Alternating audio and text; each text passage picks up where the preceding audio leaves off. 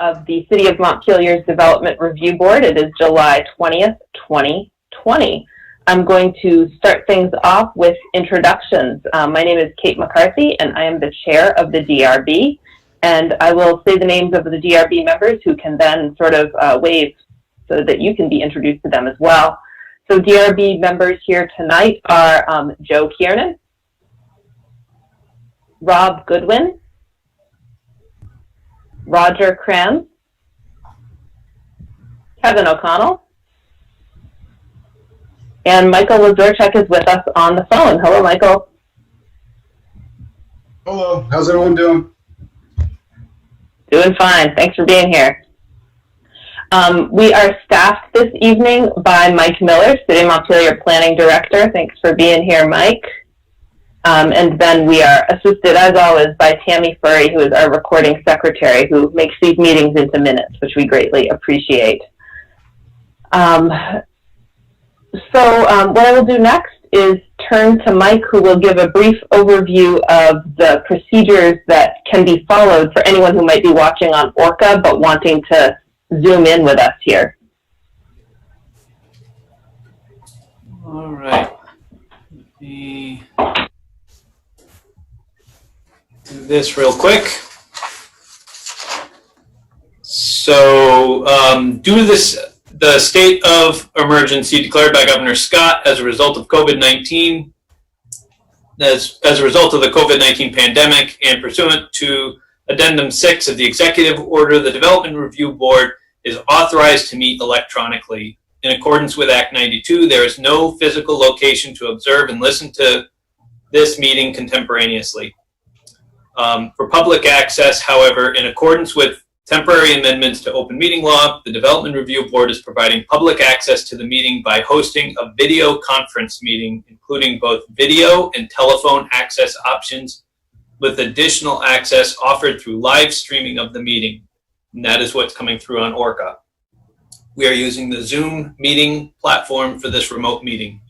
All members of the Development Review Board have the ability to communicate at the same time with this meeting through this platform, and the public has access to listen and, if desired, participate in this meeting in real time by either joining the meeting at this address here, which is available on the city's website as well. If you go to this location down here on Montpelier-VT.org, you can go to our calendar and find this meeting and click on the link, or you can call into the meeting at this number, and with either option, the meeting ID and the password is right here. And I'll leave this up for a few minutes if anyone wants to participate.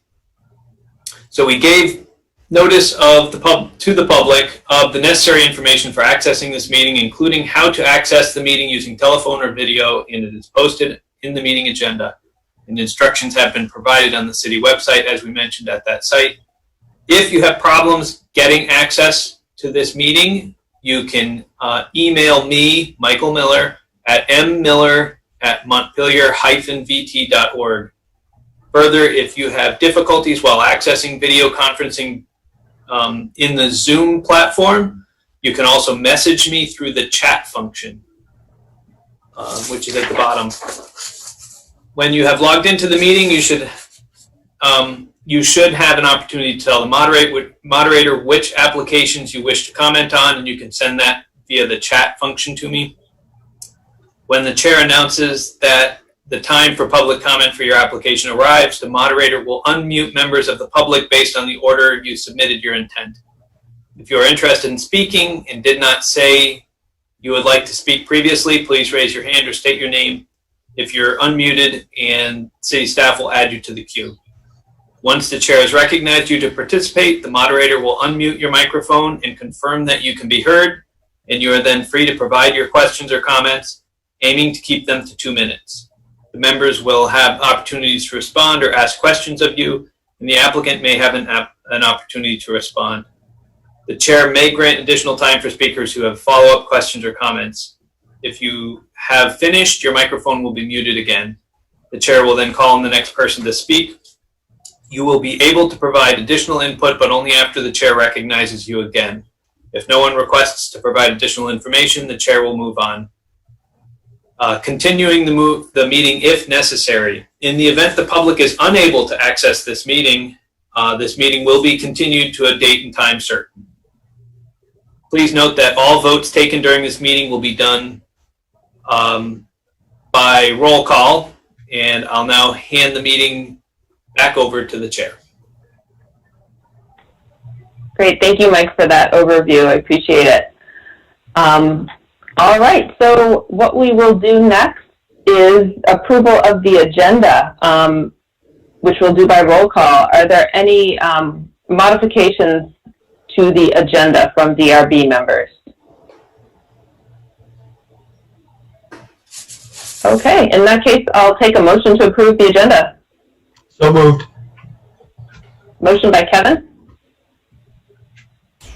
Second. Seconded by Joe. Seconded by Joe. Thank you, Joe. And now I'll call the roll. Joe. Yes. Rob. Yes. Roger. Yes. Kevin. Yes. Michael. Yes. And I'm Kate. I vote yes as well. So we have an agenda. Thank you. Comments from the chair. Just Mike gave us an overview of how things will go, but I just want to just kind of reiterate the flow that we're generally going to take with each application. The applicant will present their application, and then have a chance for the board. Then there will be a chance for the board to ask questions. People who wish to comment may then present and also be asked questions by the board. The applicant will have a chance to respond. We don't do cross-examination in this setting, so just a reminder that any questions or concerns do need to be addressed through the chair. And those are the comments from the chair. So the next item on the agenda, I believe, looking at my agenda on an iPad here, that's why I'm looking down, yes, is to review the meeting minutes of July 6th. Are there any modifications or changes, which are the same thing, to the minutes as presented in our packets?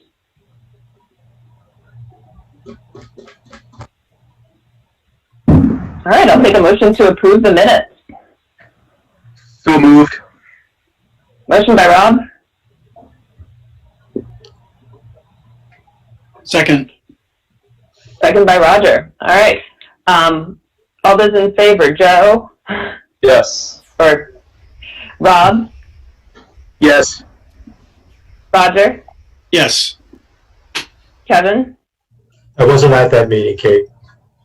Okay, thank you for reminding me. And Michael? Yeah, Sam, I wasn't there either. You were not at the meeting on I was not at the last meeting. Okay, thank you. Thank you for confirming that. I will vote yes. That gives us 4 voting in favor of adopting the minutes, which is enough to pass. Thank you for adopting the minutes. All right, so now we'll turn to the business of the evening. And the first application is for North Branch Park and Cummings Street. We're going to hear from the Montpelier Area Mountain Bike Association about a bicycle pump track. And for starters, what I would like to do is swear in anyone who's here to be heard on this matter. So what I would like to do is know who those people are. If you could either pipe up or raise your hand if you're going to be heard on the pump track application. So I see Paige. I see John, Paige Burton, John Holler. Folks on the phone, are Ned or John hoping to present testimony on this application? Yes, please. John Jose, I would appreciate the opportunity to. Okay, great. So we will swear in both John Jose and Ned Swanberg. All right, please raise your right hand. Thank you. Swearing in the witnesses. Do you solemnly swear or affirm that the testimony you're about to speak? Yes, who's this? Hi, I'm also on the phone. Oh, thank you. I didn't see your name. What's your name, please? My name is David, and the last name is spelled P-R-Z-E-P-I-O-S-K-I.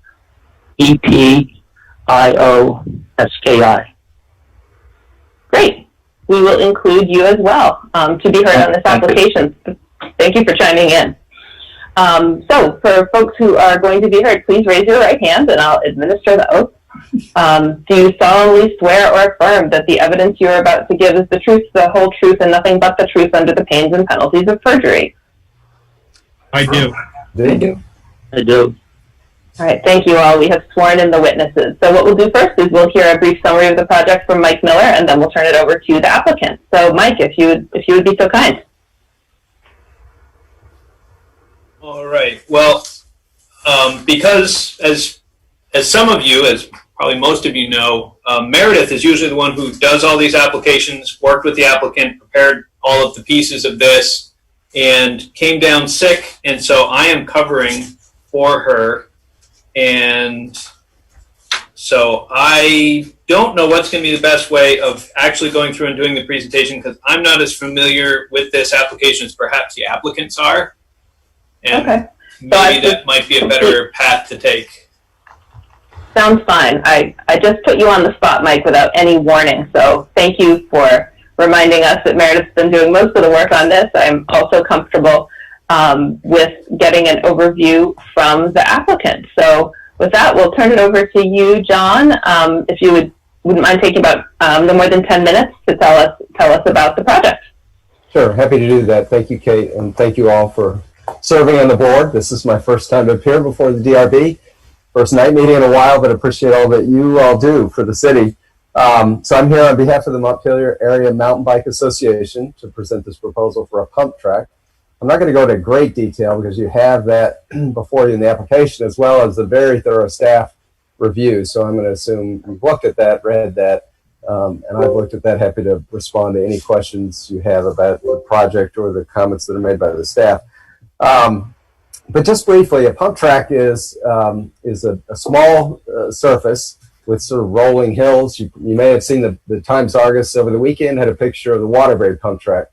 There are probably a dozen around Vermont. They're very popular with kids, young children, teenagers. Some adults use them, but not as it's not as common. They're mostly for kids, and it's a great recreational opportunity for kids. Mamba, the Montpelier Area Mountain Bike Association, has been looking for a site, thinking about proposing a pump track in Montpelier for several years, maybe 5 years, and have been looking for a long time.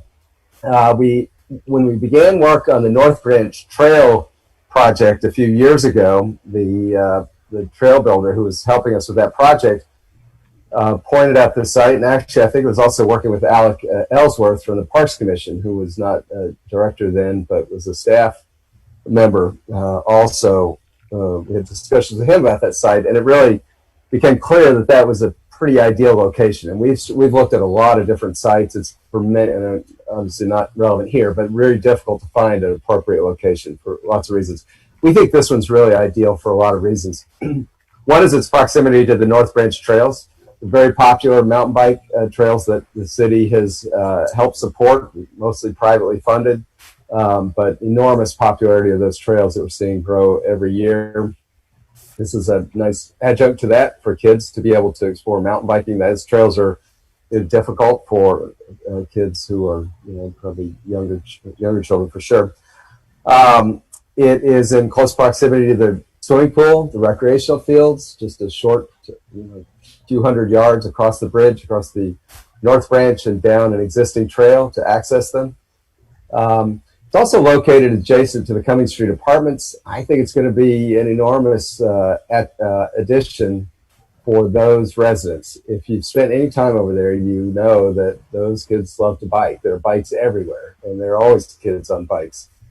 Kevin, are you having trouble? I sometimes have trouble with my mic, so I want to make sure the sound is dropping off a bit. Okay, I'll try to speak up. I know my that would be great. Thank you. Computer's never as often the audio is Right, it's a compromise. Okay, no, and it's my system too. It's not great. So just let me know if I'm not being loud or whatever. I'll make adjustments. Biking's very popular in that neighborhood. Kids are on their bikes all the time. We think this would provide a really tremendous recreational opportunity for the kids who live in that area. So it's a flat area. I don't know what it's been used for. Tony Fakos told me that it was at one point used to store materials for the reconstruction of Route 14. I mean, Route 12. I don't know whether that was the case or not, but it's not used now. It's a relatively flat surface. We think we've done a lot of due diligence, work with the state, the Wetlands office there, to get their sign off on it with the city planning department staff as well.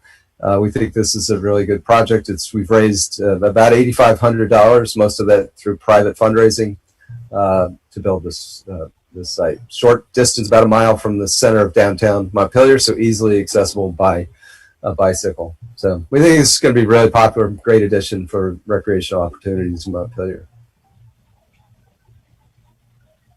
Okay, great. Thank you, John. So I'm trying to think, we have several people here to be heard on this, and often at this point we would let those folks speak. I think what I would like to do is go through some of the items highlighted in the staff report as needing some discussion, and to give the applicant a chance to speak to those in more detail, and then work in some of the comments as we go. Rob, yes. Yes, I just would like to say I'm an avid non-biker and a member of the Vermont Non-Bike Association, but I don't think it's a conflict, but I like to disclose it, and but I can be fair in reviewing this application. So. Thank you. That's a good reminder. Are there any other members of the DRB who have anything to disclose or visited the site, or anything else that might be relevant to our discussion?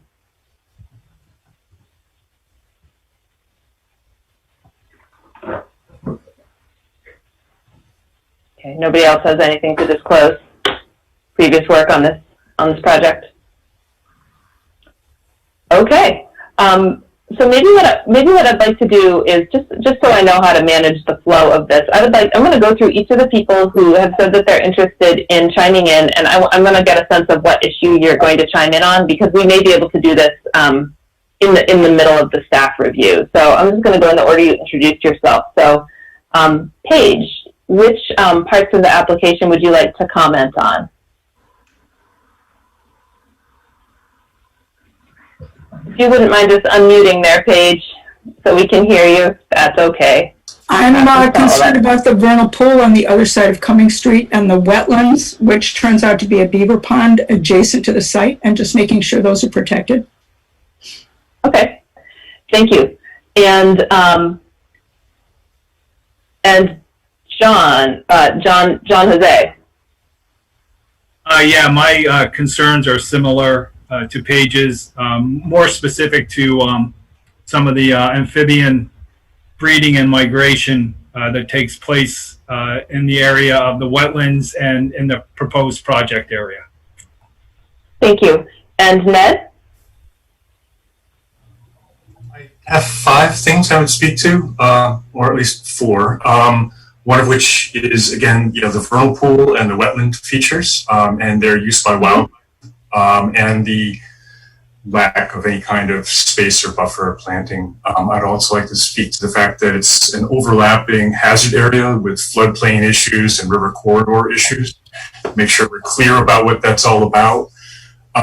It also relates in part to the CRS program, but that's kind of a sidebar, but it might be of interest. And I'm also very interested in whether this responds to the actual social and recreational needs of the people in the adjacent apartments, or whether this is coming in kind of separate from anything that's been identified by that community. And, okay, thank you. Oh, parking, Ned, is that what you said? Yes, that's right.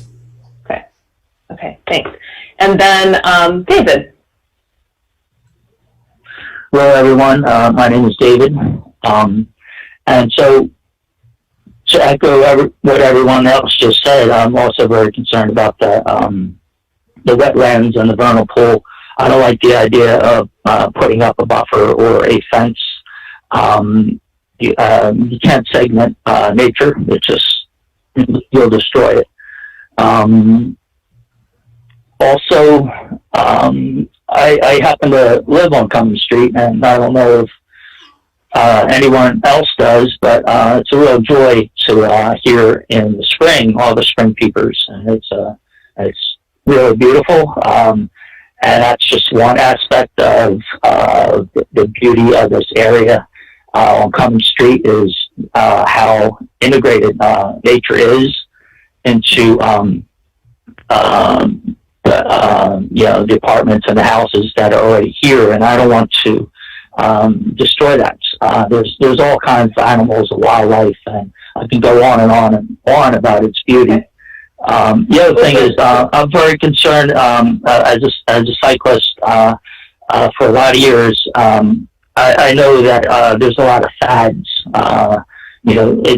The mountain bikers are calling it a pump track, but BMXers call it I don't know, just a dirt racing track some years ago. Mm-hmm. And they're just fads, and so I fear that what a few people want now is just a small segment of the population, and they're just going to lose interest in it. And I don't like the idea of the 10 parking spaces or the extra traffic on this road. Okay, thanks. Traffic. Okay, so as we go through each of those items, I will invite people to speak. I thought that might be a little cleaner than having people speak before we've heard some of the details on those various issues. So I'm going to give that a try. Thank you for bearing with me. It's a little funky on Zoom compared to in person, but we will do our best. So the way that I like to do this is to go through the staff report, which hopefully folks have. A lot of the things, and then we'll talk about the things that are outstanding. So the issues that I've identified as outstanding based on the staff report, we should talk a little bit about the use determination, what its actual use is, as well as whether we should decide as a board whether we believe that impervious surface is being created, and then wetlands and vernal pools, parking, and landscaping. And for each of these, I will ask the applicant to provide information. I'll ask the board to ask questions. I would ask that people here to be heard on the matter, please wait to be invited to speak rather than jumping in. Okay? We'll just do our best to manage it. So let's start with the use determination. So the staff recommendation is that this is considered a nature and recreational parks use. That use is defined as a site designed to accommodate primarily passive recreation or appreciation or nature with a minimum of improvements or structures. Passive recreation is generally defined as recreational activities that do not require prepared facilities like sports fields or pavilions and can provide communities with opportunities like camping, trail running, and cross-country skiing. So staff recommendation is that it is such a use, and that even if we do not agree with that determination, it is materially similar to those uses. So I'd like to turn to my fellow board members and see if folks agree with that determination. I do agree with that, Kate. Okay, and some thumbs up from Rob and Kevin. Any questions or concerns from other board members? Roger's okay. This is Joe. So if I'm reading this correctly, the staff's determination is that it is a passive recreation area. Mm-hmm. That's right. But so I feel like that flies in conflict with part 2 here, generally defined as the recreational activities that do not require prepared facilities like a sports field or pavilion. I know this isn't a sports field or a pavilion, but it's a track that you're going to be building. So I disagree with the staff's recommendation. Okay. Joe, what do you think about the further staff suggestion that this is considered materially similar, which is defined at the bottom of page 4, that it should be allowed to the same extent and subject to the same standards if it has similar impacts to the neighborhood, such as traffic, noise, and lighting, similar characteristics such as building type, site arrangement, floor area, number of employees, other things that aren't really relevant. Could you see this as being materially similar? Yeah, I can agree with that. I don't think that there is no lighting proposed and no buildings or staff or anything. So yes, I do agree there. Okay.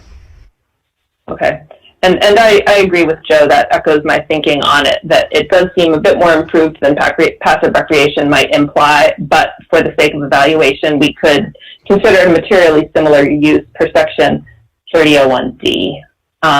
Michael, anything to add? Michael Lazorchak.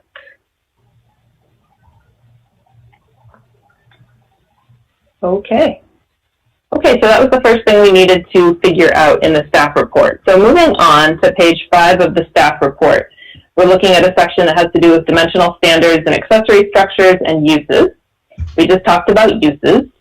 One of the standards in the zoning has to do with the amount of impervious surface on any given site. And the staff recommendation is that we should consider whether the way that the track is built creates impervious surface. Though she also notes that even if it does, it's well below the maximum allowed. But for the sake of laying the groundwork, no pun intended, for our subsequent conversation about erosion and wetlands, I'd be interested in hearing from the applicant about how this surface will behave. Will water run off of it? Will water soak into it? And I'd be interested in knowing that both for the track itself as well as the parking area. Yeah, so this surface will be largely impervious, is my understanding. I guess I unfortunately did not see this comment until today, so I haven't consulted. I don't have any expert opinion on this, but the purpose of a pump track is to bring in compacted soil. To the extent that it absorbs water, you're going to have the material itself is going to disintegrate, and then over time you're going to lose the pump track. So I think just by definition, by the nature of the facility and its purpose, the water will have to run off of it. I just can't imagine that it would be designed in a way that allows it to absorb water, because if it does, then I think it's going to lose its form and then become less functional. So. Okay, thank you. That makes sense. Questions from the board members about the nature of the surface? And we can get into runoff a little bit more later and erosion control later. But any questions about this section? Yes, I have a question. Just through some basic, I'm not a mountain biker. Just through basic Google research on a pump track, I see they can be constructed in a number of different ways. You said compacted soil, but I've seen some pictures online where all the area that isn't, for biking on has been seeded and grassed. Are you planning on doing that in this area, or could you shed some more light on the? Well, I don't think we'd do anything to it. I think we would leave it as is. So to the extent that there's some vegetation on the site right now that would be largely undisturbed. I don't think the intent is not to create a park or something that's going to take some ongoing maintenance. We're really just interested in the track itself, the pump track itself. I guess I was a little unclear. Here, maybe I can just pull up a picture real quick of what I'm referring to.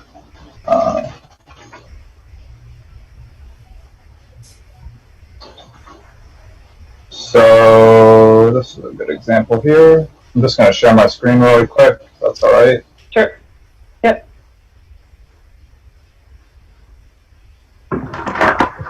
Okay, you can see this picture here on the right. So, like I said, it's not, it's landscaped, I suppose, but it's just grass. It would need to be mowed, but that would be the only maintenance, I guess, it would need along the edges and on the interior. Or I'm just wondering, or are you considering all of this area would just be compacted dirt? Well, only the area where you see the bicyclists. I just say this is a vastly more elaborate. This pump track you're looking at probably would cost 10 times what we're proposing. What we're proposing is sort of a very scaled down minimalist version of something like that, but no improvements on the grassy surface. We just don't, we haven't raised the money. We don't have staffing. This is not a public facility in the sense that it's not, falling under the purview of the rec department.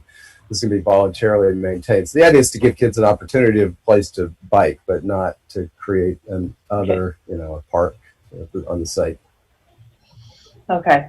Thanks, John, and thanks for your question, Joe. I think that I appreciate that pointer that what we were just looking at there is not quite the design of what we're going to see in Montpelier. That was sort of the gold-plated version. We might be doing something a little different. But the point is that the parts that aren't going to be biked on will be pretty much will not be compacted. That's Okay. the plan. All right. Any other questions from DRB members on this issue? Okay, so we might as well dive into the issue that many folks are here to be heard on, and that we could learn a little bit more about. So, John Holler, would you please give us an overview of how you believe this complies with the wetlands and vernal pools, based on your based on the work you've done? Sure. So the first stop I made was with the state. Shannon Morrison, who's a wetlands expert within the Department of Environmental Conservation. She and I visited the site, got her input on whether this was going to be something that's consistent with the state regulations. So we walked the site. I had several conversations with her, and some of the subsequent emails I think are included in the materials that you received.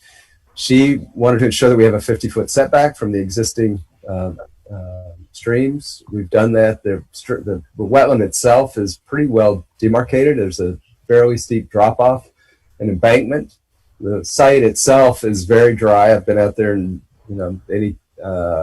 outside, once the snow melts, it's very dry. So there's no standing water or any that I've seen, any kind of wetlands that are on the site itself. So we designed this in a way that meets the state's requirements in terms of a setback. There was her suggestion, and we were certainly willing to pursue this, to create some kind of buffer to ensure that when the city dumps snow on the site, that it doesn't run off. I have to say, I really do think that's the city's obligation. So I'm not sure. I mean, I guess we could do that. I don't think putting a buffer there is too onerous, but to the extent that the city is dumping snow on that site, I think it's their obligation to ensure that it doesn't run off into the streams. It shouldn't. I mean, we're not creating any new burden on the city, and I don't. My understanding is it hasn't been used for maybe 7 years for snow dumping. It certainly seems appropriate to me to ensure that the city protects the streams from runoff from snow that's dumped there. I do question whether that should be an obligation of Mamba, since we have nothing to do with the city's decision about where to dump it. I mean, we're going to take about half the site. The other site, a half, would be for snow dumping. So even if we weren't proposing this application, those concerns, I assume, would still be there. I'm sure they would be. The state would say, if the city's going to dump snow on an area that's that close to a wetland, they probably should create some barrier. So I don't think our application is raising those concerns, should be viewed as raising or creating wetland concerns for the conduct of the city. Having said that, I hope that's not, we don't want that to be a determining factor here. We'll do that if we have to, and probably work with DPW to come up with whatever appropriate barrier is there. But it seems to me that's really the city's obligation. Should I also just briefly, why don't I go talk about the vernal pool issue, Kate? Okay. Yes, please. So that was an issue that came a little later. I didn't talk to the state about that. Wasn't aware that this was within the scope of the vernal pool regulations. I don't think, though, this triggers any real state concerns, since that's, I believe, a unique Montpelier ordinance. I visited the site, and I think I located at least what was earlier on the map. I think that's been filled in with stone. It's not. I couldn't locate anything that resembled a vernal pool on that site. Others may have seen it. I saw from the staff report. The staff report didn't respond to that issue. It talks about the distance or the fact that there's a parking lot between this proposal and the vernal pool that's designated on the staff, but not whether the vernal pool exists. And I don't know. I'm clearly not an expert. I didn't see it. I had heard that before, that somebody had raised a concern with me. This was before we'd even proposed this, that somebody had dumped some kind of like stone fill in that area. So I'm not sure it exists, unfortunately. But then I just also point out that what we're building is across a parking lot and a road from that site. So to the extent that there's a vernal pool there, I just don't think that this creates is going to create a burdens or impacts on that pool, given that it's already surrounded by a fairly dense, small but dense residential area and parking area. We'd be located on the other side of both, well, those housing, the parking lot, and then a class 4 road or trail. Thanks for that overview, John. So board members, just going to remind you that we have 7 standards that need to be met to make sure that vernal pools and wetlands are being appropriately treated, and the overall thing that we're trying to assure is that the development in this area not have an undue adverse impact on the wetland or the vernal pool. So with that, I'd invite DRB members to ask any questions of the applicant about this part of the project.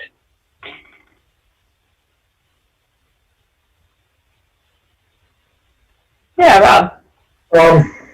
Well, so I know that we're going to get into runoff before, but they come together. So I just didn't. My question is that will there be any drainage to collect the runoff from the pump track itself, not the snow storage area, but just the pump track itself? Will there be drainage around there? I don't think it's designed. The pump track is designed well, I'll put it another way. I think it's designed in a way that any runoff would be diffused. So you're going to have runoff obviously off of individual mounds, and there'll probably be a dozen or more individual mounds. But that runoff is not going to be collected in any kind of centralized place. I think it would be dispersed on the site off of each of those little mounds. So I don't think that this site, the way it's constructed, is going to create any consolidated runoff, at least as I understand it.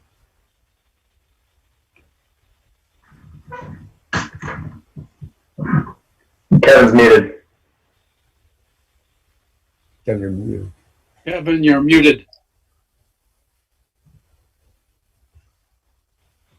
Sorry about that. That makes a lot more sense. John, could you just tell us again what the mounds are covered with? What is the material? It's dirt from North Montpelier. We have a site, I don't remember this. I didn't come prepared with the name of the company, but somebody who's built, I think he's an owner of a facility that provides materials for construction of the sites. He's built personally dirt tracks for a motocross, and so familiar with the kind of the needs. So it's soil with sort of compacted soil, so it has. So it's compacted soil. It's not like there's fiberglass or something like that. No, it's all natural soil. It'd be all natural soil with a high level of clay, so that it stays, or at least some level of clay, so that it stays compacted. Okay, so there's a lot of water that could potentially collect within the track itself. I mean, if it's clay and so forth, there's going to be runoff, but it's not as though you have an impervious surface on top of the mound itself. It's all natural, yeah. Yep, thanks. And yeah, I guess it is. And I would say, to the point of it being impervious, I mean, to the extent it runs off, we lose the project. So it does have to be built in a way that lasts. Do you have an estimate of how much fill will be required? I am told, and we've budgeted for 150 yards. Is it expected that need to be routine maintenance with additional fill brought in from time to time? That's a good question. I mean, I don't think in the short term. We certainly haven't budgeted for that. Don't plan on it. So I would say no. We may be back to you in 10 years, but my hope would be that it would be at least a 10-year investment.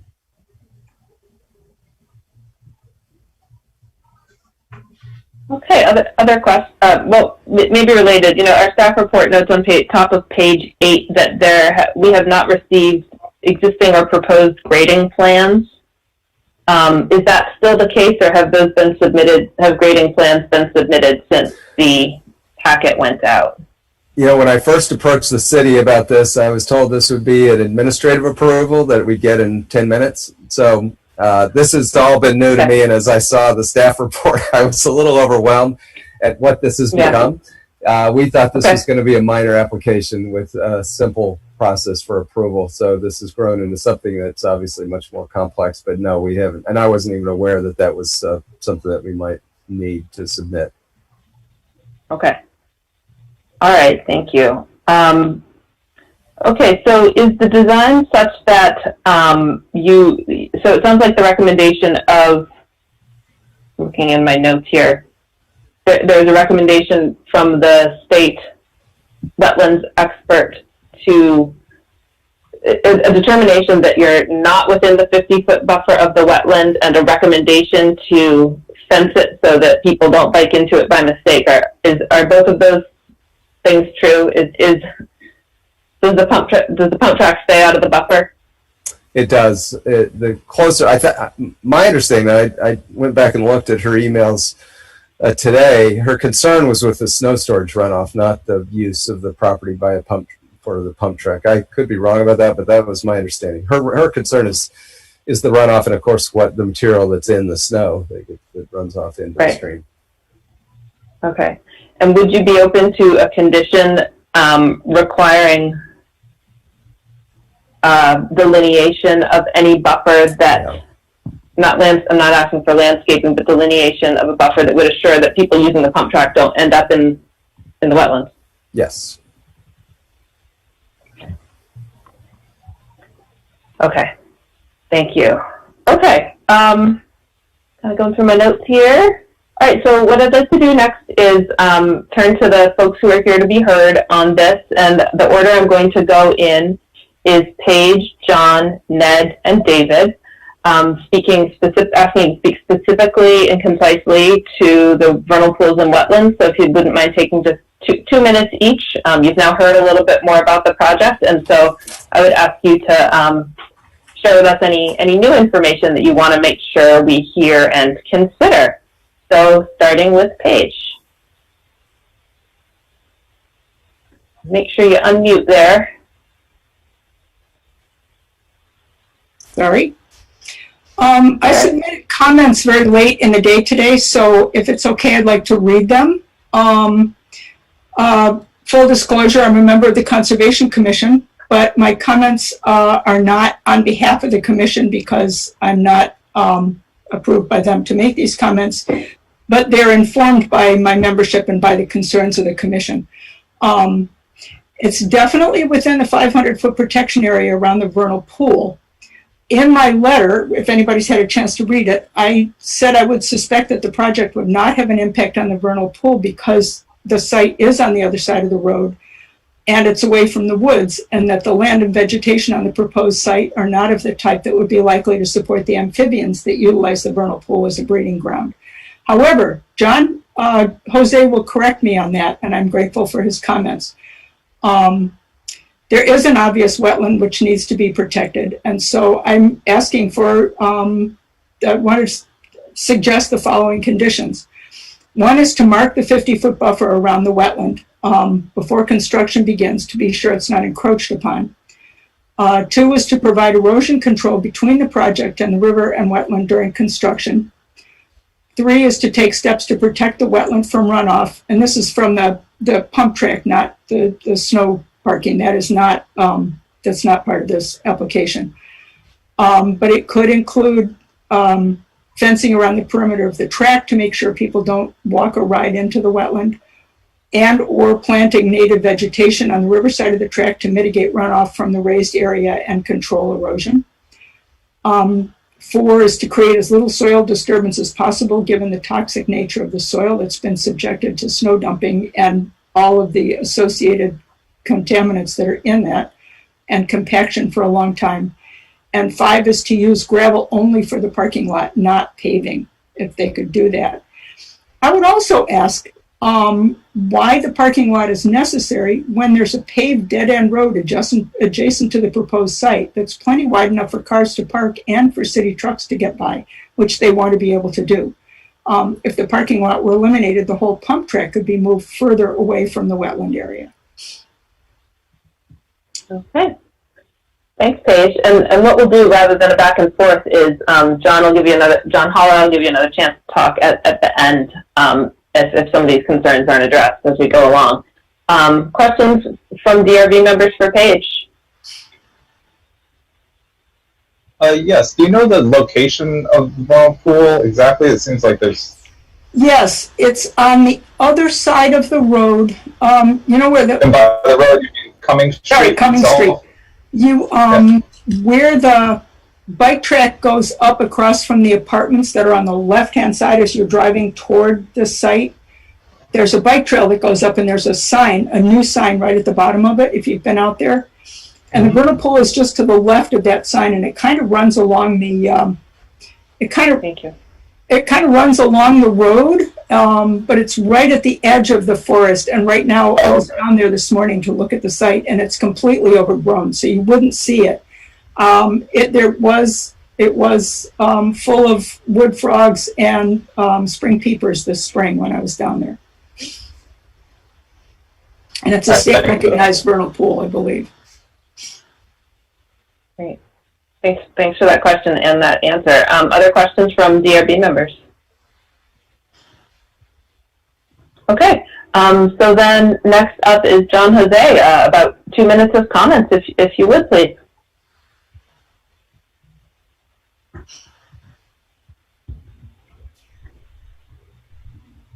Thank you, Kate. I want to apologize as I only found out about this project as of today. Otherwise, I would have offered comment sooner.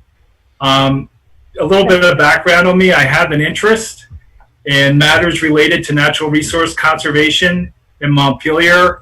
I was formerly on the Montpelier Conservation Commission, and I have a particular interest in amphibian conservation. And when I was on the commission, we undertook an effort to identify at least represent some of the vernal pools in Montpelier, including the one that's located in proximity to this project. And also, because of how easily accessible the wetlands areas are down on Cumming Street, and the fact that I used to live down there for a few years, I had the opportunity to spend some time down there, including evenings when spring migration was taking place. And my own observations are that when this migration is taking place early in the spring, which consists of amphibians such as wood frogs, spotted salamanders, green frogs, spring peepers, at least the wood frogs that I've observed, had the opportunity to watch down there. One of the places they cross, and at least one spring when I was down there where they were concentrating their crossing, was precisely the area where the project is located. They were coming down off the hillside, as far as I could tell, down off the hillside, and I believe bypassing the vernal pool and moving to the beaver pond wetlands to breed in there. There's a substantial, within the past couple of years, there's a substantial population of wood frogs that started to breed and continues to breed in those beaver pond wetlands that have been identified. And that's part of what this is about, is it's not just our vernal pool and wetlands and amphibians breeding there or utilizing their habitat, it's the movement of these amphibians back and forth between these habitats and other habitats.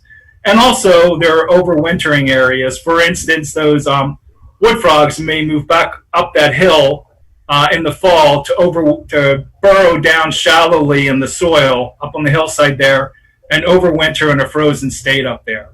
I'm not opposed to the project because of this, but I would like to make the recommendation that when the pump track is being developed, to try to avoid to the extent possible that impediments or quote unquote inadvertent track would be created that would present a hazard to amphibians trying to move through the area.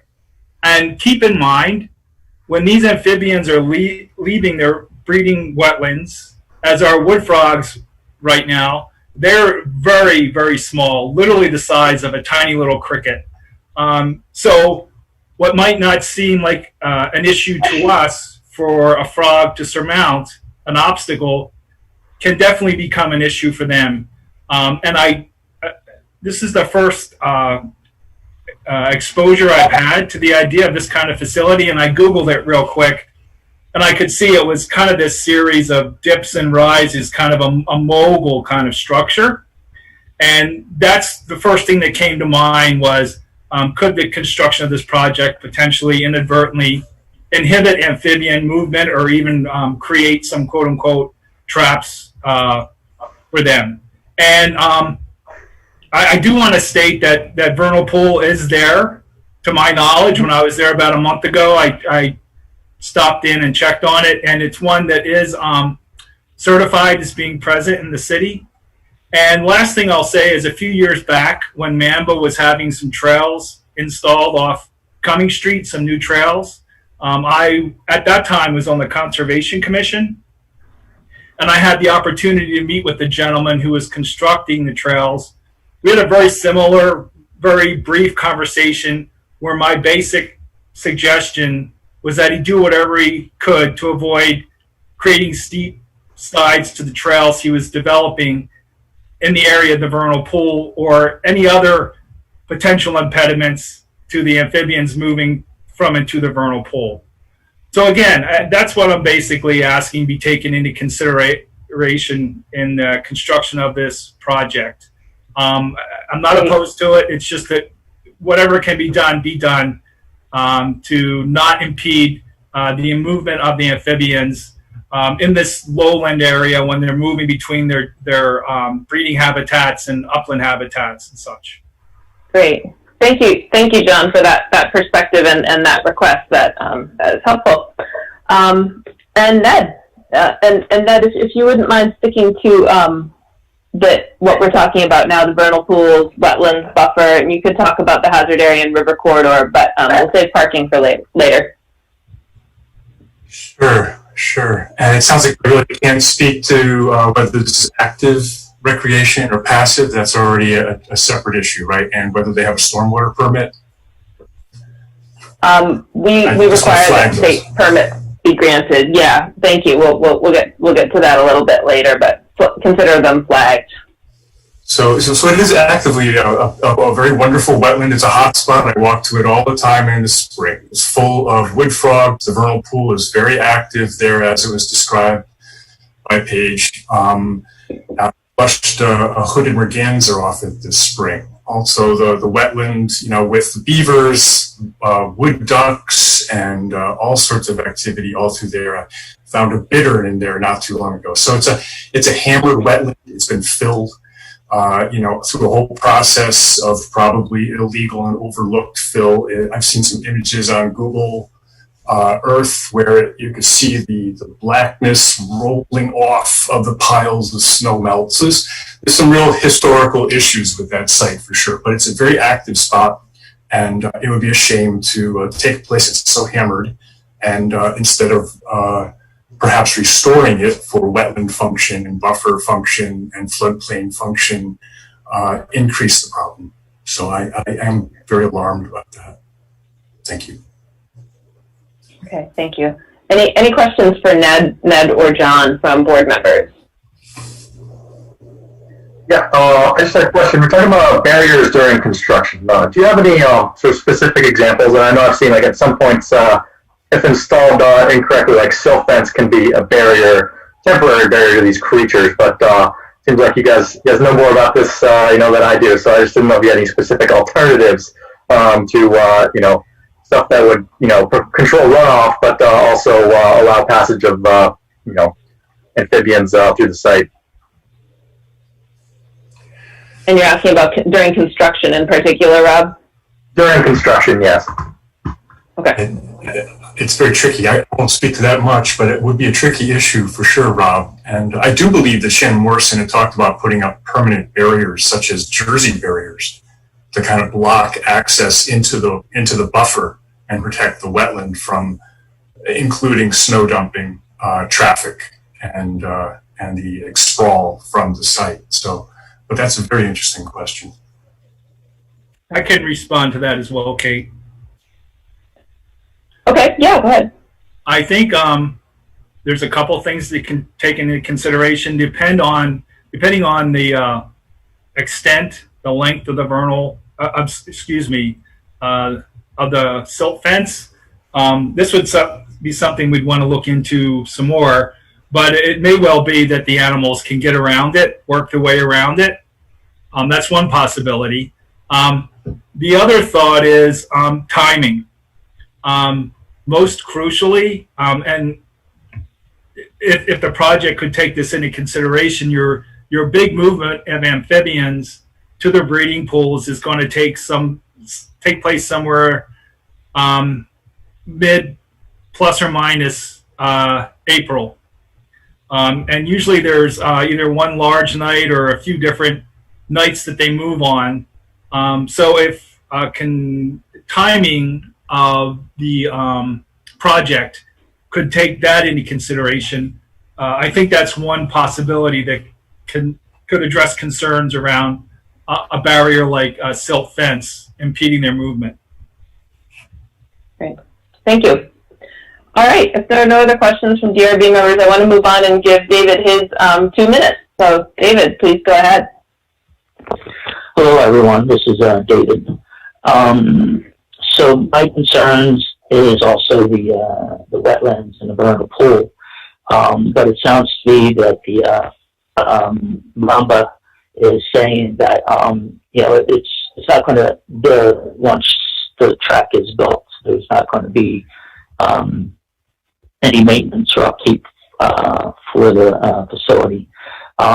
So my concern is that if it does get built, I think there should be provisions that will ensure with the constant monitoring that the movement, migration, and wintering of all these amphibians and ducks and beavers and groundhogs and deer and turkeys. There's everything here. So I think that there should be some kind of ongoing monitoring to make sure everything's working out okay. And if it doesn't, there should be changes made. And in the future, if this track isn't going to be used, there should be money set aside for its removal. So thank you, Commissioner. Thank you, David. Okay, great. So is that everyone who wanted to be heard on this application before I turn back over to John Holler? All right, so I want to give John Holler 5 or 6 minutes to respond, and then the board can ask questions, and then we'll move on.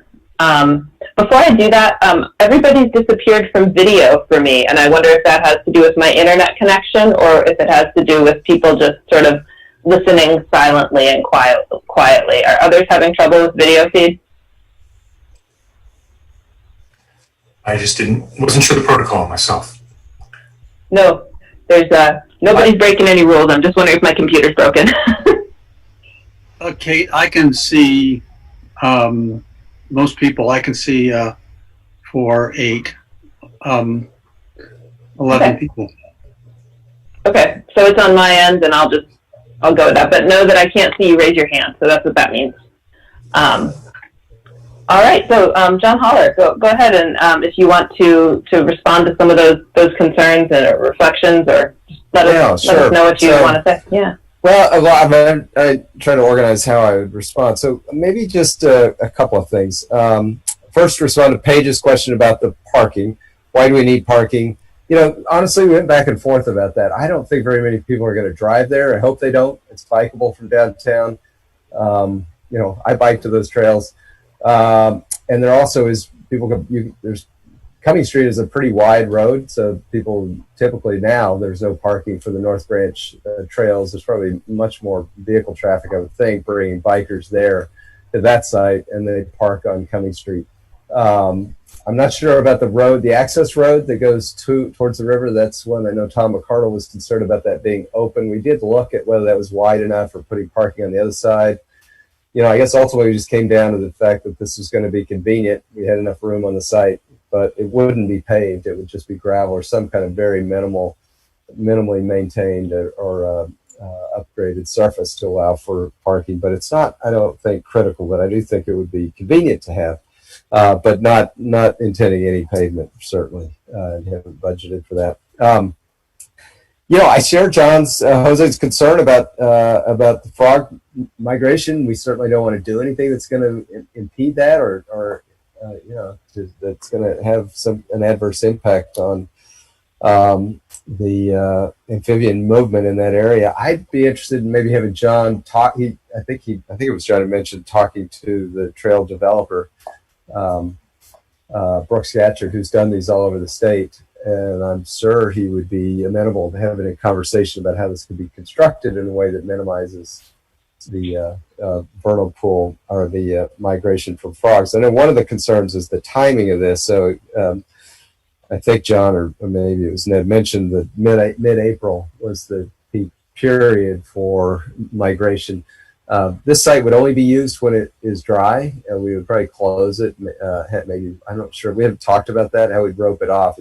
Maybe we do that with trails when the trails aren't suitable for biking, and then open them. So there's a site that we refer people to determine whether the trails are open, and that changes during the course of the year. But there's a period of time before which the trails aren't open, and they're just not suitable for riding. That's usually, well, it depends on the conditions, but maybe early May. But mid-April is almost never. I don't think trails would be suitable for riding. And I think that's probably the case here.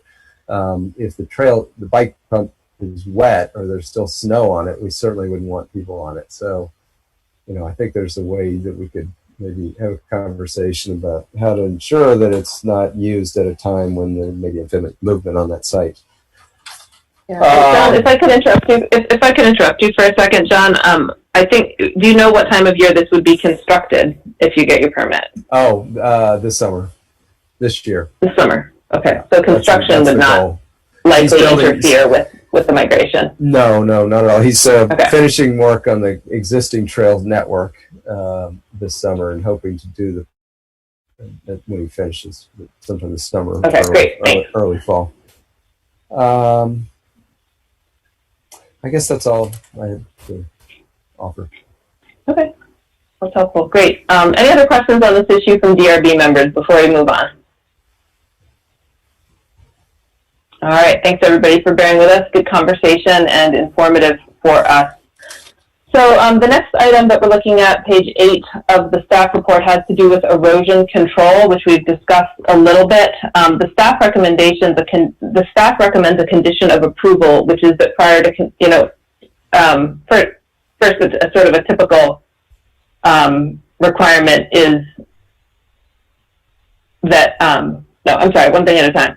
The staff suggests a condition of approval that the applicant submit to the zoning administrator an erosion control plan to show compliance with this part of our zoning, which is called section 3008D, and that has been signed off on by the Department of Public Works. So, John Holler, would you be open to that condition? Yes. Great. And you talked a little bit about erosion control. Could you provide assurance that you're going to be following the practices as delineated in our zoning, which is, again, 3008? Those are to limit the size of the construction area to the minimum necessary, preserve existing trees where possible, as we heard in discussion of the wetlands, marking site boundaries to identify the limits of construction, and I would say probably also the limits of those wetlands, limit exposed soil, stabilize the construction entrance, etc. Install silt fences, divert stormwater, treat and filter water as necessary. Yes. So you're prepared to comply with those requirements? Yes. Yes.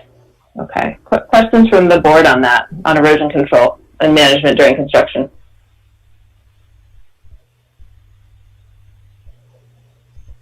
Yeah, I guess I have one question. The existing access, it's kind of the old gravel road, the trail there. Obviously, it'd be upgraded some during construction. Do you see any concerns, like sort of long term needed?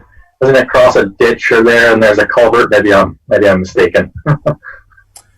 I don't. If it crosses a culvert, I'm not sure. I guess this is sort of an ancillary response, but the question did come up about maintenance of this, and Mamba is taking on the obligation to maintain the pump track, and we've done that with trails sort of throughout this region, including the North Branch trails. I was out just to sort of anecdotally mention that I think there were 30 people out working on the trails maybe a month ago. So we have a very active network of really committed volunteers to maintain these trails. And I think we'll have the same kind of enthusiasm for people who support this pump track. So it's a long way of saying, man, I'm not sure whether this is going to create access issues. I don't recall that on that site, but I haven't thought about it like in terms of the truck traffic and bringing the loads of dirt. But I can certainly ensure that we'll maintain it and make sure that it's accessible. I have no problem at all with a condition like that. Thanks. All right. So what I'd like to move on to next is page 9 and 10, which has to do with access and circulation. So John Holler, if you could, you've said that you expect people to access, you hope for people to access the site by bike, though some may also come by car. Do you have any sense of the volume of use that there will be? We really don't. It's hard to compare. So the nearest popular pump track is in Waterbury, but that's a couple of miles from downtown, a smaller community in an area that gets a lot of people coming from out of town to that site. So, it's really hard to say. We've put in we had said 10 spaces. The DRB staff had said we could put 9 there under the existing rules, which of course that's fine. I'd be really surprised if you ever saw that many vehicles on the site or that many people on the site at one time, but I just don't know. We hope it's popular. We hope it's used. I hope people bike there. But mostly we just want people to be able to enjoy it. Okay, thanks. Questions from the board about access and circulation? Anything else board members need to know to make a determination in this area? All right, so we're going to move on to parking and loading areas. We just talked about parking, that 10 spaces were proposed, but if the spaces meet the required dimensional requirements, there can only be 9 spaces, and it sounds like your understanding of that as the applicant. And we talked about how that will be a gravel surface. One question that we're curious about is, it says that no storage area for the parking lot is indicated. Will the parking lot, will the track be used in the winter, and so will it be necessary to clear the parking lot in the winter? No. Purely seasonal, okay. So I would say May to, maybe late October, mid to late October. Okay. Okay, so snow storage isn't an issue. No. Great. Any other questions from board members about the parking area? Okay, so a possible condition, again, I know you started out as minor site plan and this has become a more involved conversation, but to put a bow on this before getting the permit, we would ask for submission of a site plan that shows in a little more detail where those parking spaces are going, so we can kind of have an idea of how people are coming and going. Sure. And using the site. And that would be for the record. Thanks. Yeah, that's fine. Great. Okay, bike and pedestrian access and circulation. I think we've talked about that and we have a sense of how it's connected. Last item, I believe, to really discuss is landscaping and screening. Again, forgive me, I'm looking at my notes. So we are interested in knowing a little bit about whether there's any plan to screen the use from the apartments between the parking area and the housing development to the east, if that is under consideration by the group. So we haven't talked about that. We haven't, as I mentioned or alluded to, we haven't spent a lot of time on parking because it's really not the purpose of this. We hope that parking is not going to be necessary. But I did notice that in the staff report. That was a new issue for me. Hadn't been, so we really haven't discussed that issue at all. But I did note notice in the zoning regulations the screening standard, and it says that screening shall be applied to minimize the visibility and impacts of incompatible, disruptive, or visually unappealing aspects of proposed development on the surrounding neighborhood. I would argue that if there is going to be parking there, a maximum of 9 spaces is not going to be visually unappealing or incompatible, disruptive, or visually unappealing. I mean, there's a large parking lot that is in the center of that residential area. This would be, I don't know, some distance behind the apartments across this trail. I guess I'd just question whether if we put a space for 9 cars on a relatively unimproved surface, that's going to trigger that screening requirement. We'd have to have we don't have money in the budget. We haven't budgeted for screening. I don't know what that would entail. I think there's also was a recommendation that would be certified by an architectural landscaper. We certainly don't have a budget for that. So, there's also a question whether we just abandon the parking altogether if that additional cost was required. But I'm just not sure. I mean, as I look at this and think about adding additional 9 spaces when you already have a pretty substantial parking area right there on the site in the front of those houses or those apartments, that this is going to meet that condition. Okay. So I think what we're probably comparing it to is what's there now, which is more like a meadow, rather than what can be seen from the houses, which you're right is parking. So that's sort of the balance we're looking at when we're thinking about disruptiveness. Questions from board members about this issue, or thoughts, opinions? Yeah. I'm sorry, I can't see any. Hey, Kate, this is Michael Wazorchak. Yeah, go ahead, Michael. So from the applicant, I'm really confused about your parking.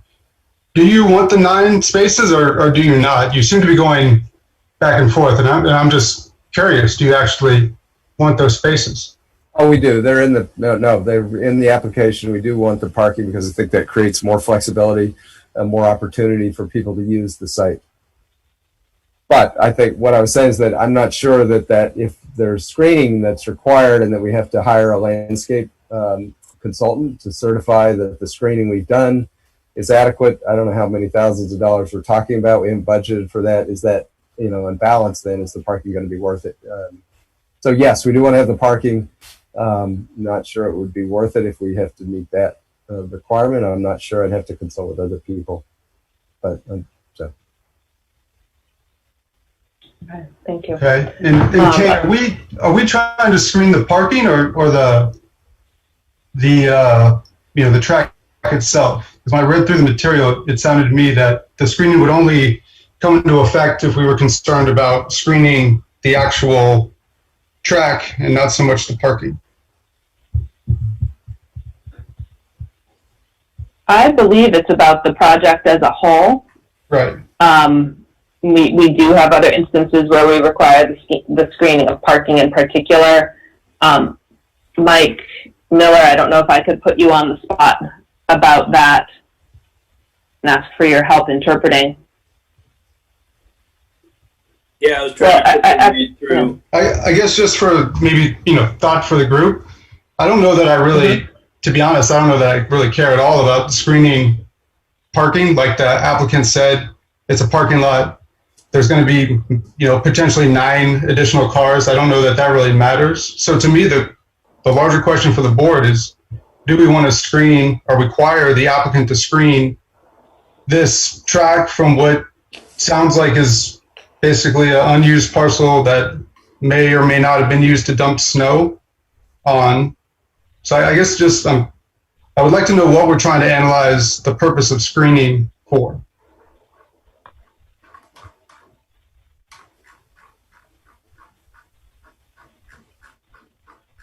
As I look at the proposed Cumming Street pump track in our packet, which is page 7 of our overall packet, it's the GIS printout showing the wetlands, the wetland advisory layer, snow storage, pump track, and parking. The screening of the parking would screen it from Cummings Street. And again, what we're comparing it to is currently when you drive by there, it's an open field, wetland. So it would be screened from that as well as from the backyards of folks who live in the Cummings Street apartments. Because it's not being added to an existing parking lot. It's a new area of parking that in a previously undeveloped area. So I think that's why we're talking about it. Thank you, Michael. So the parking area is the rectangle, the dark gray rectangle that has the arrow dancing around it. So it is a new area. Okay. Other board members have some questions or thoughts about this. Yeah. All right. Hello. Yeah, Rob, go ahead.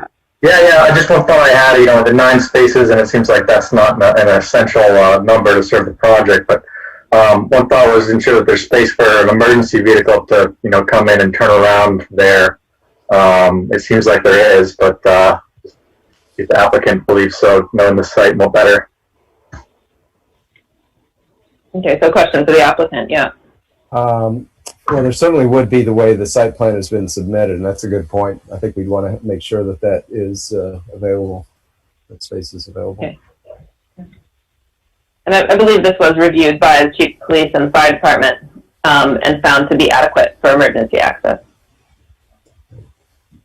All right, so we've taken testimony on all the items in the staff review, and again, I thank you all for your patience and going into detail on things.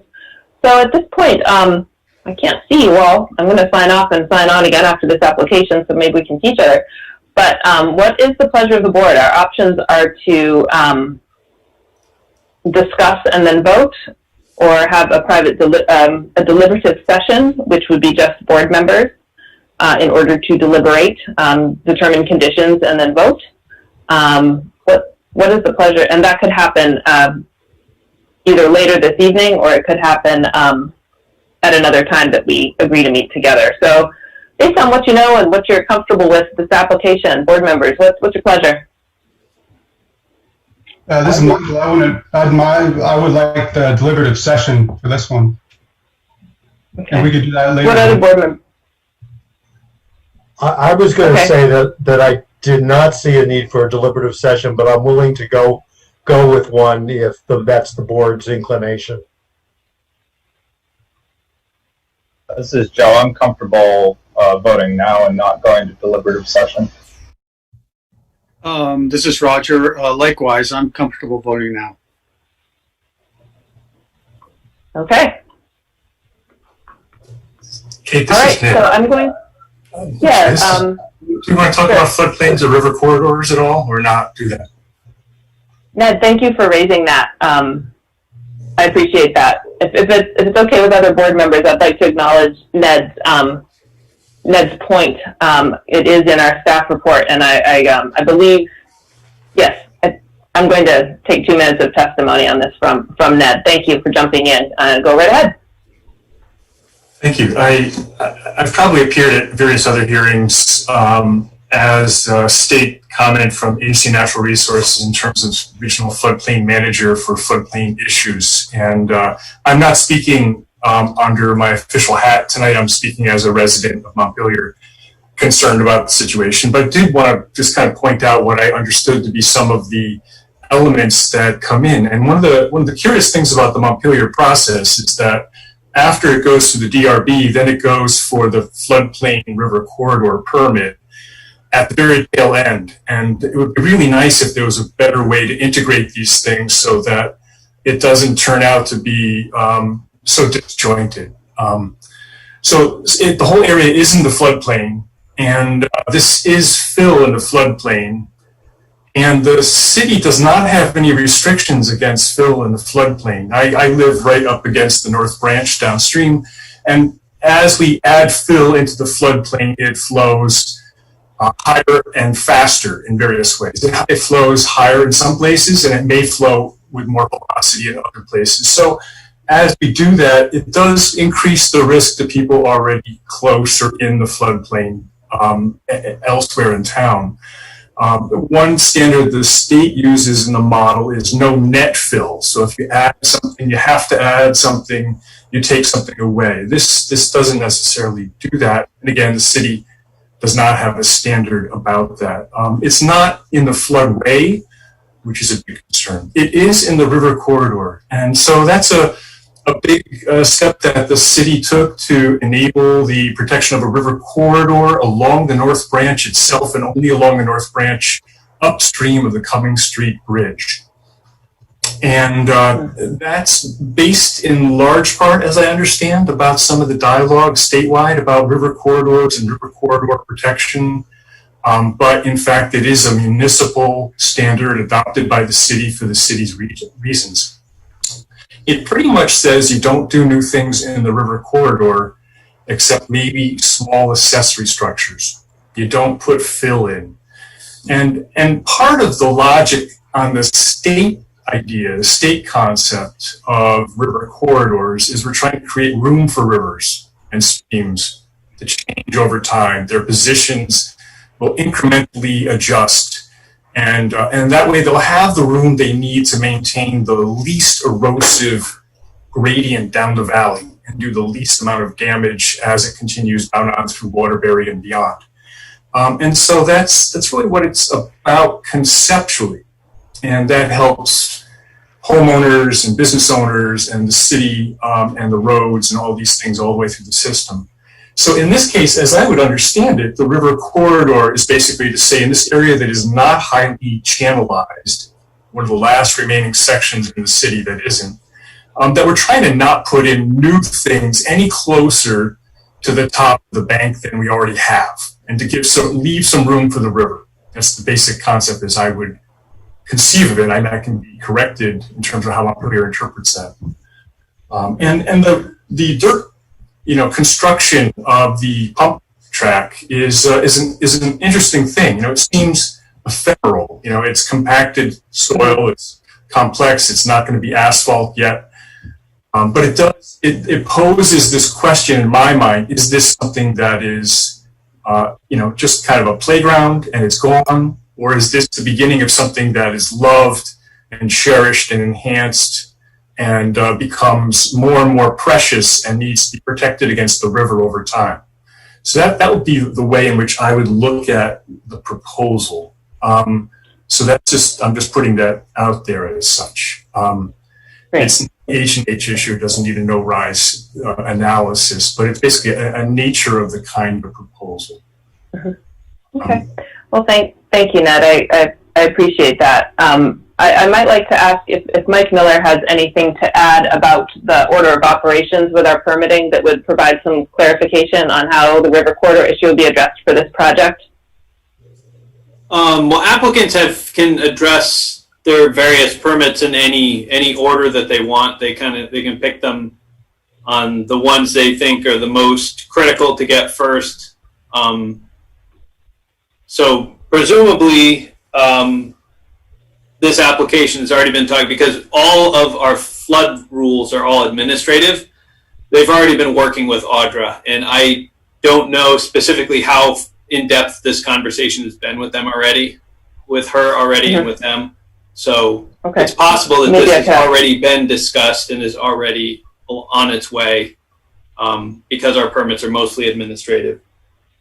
Okay, is that the case, John? And I keep saying John Hollard because we got two on the call tonight. What's the status of the river corridor regulations permit? Yeah, so we've had a number of conversations about this. And honestly, it's not clear what the right approach is. I mean, I know Audra has mentioned this no net fill requirement. So basically that would mean if we're bringing on 150 yards of soil, we need to remove 150 yards of soil. We think that's a terrible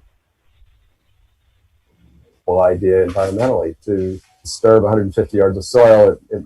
We don't know what that use has been. And you, I think, have a couple of emails from Alec Ellsworth from the Parks Commission, who's very opposed. Strongly supports this project and is willing to do what we need to make it done. But that does not seem to me to be in the spirit of this rule. We would, I think, create valleys and sort of unnatural dips below the surface in the interest of meeting this standard, which really wasn't intended to apply to a facility like this. I made the argument in the submission that I provided to the, and I thought that the DRB would be making this determination, not that it would be administrative. So I made that argument that this is not a structure under the Montpelier zoning ordinance.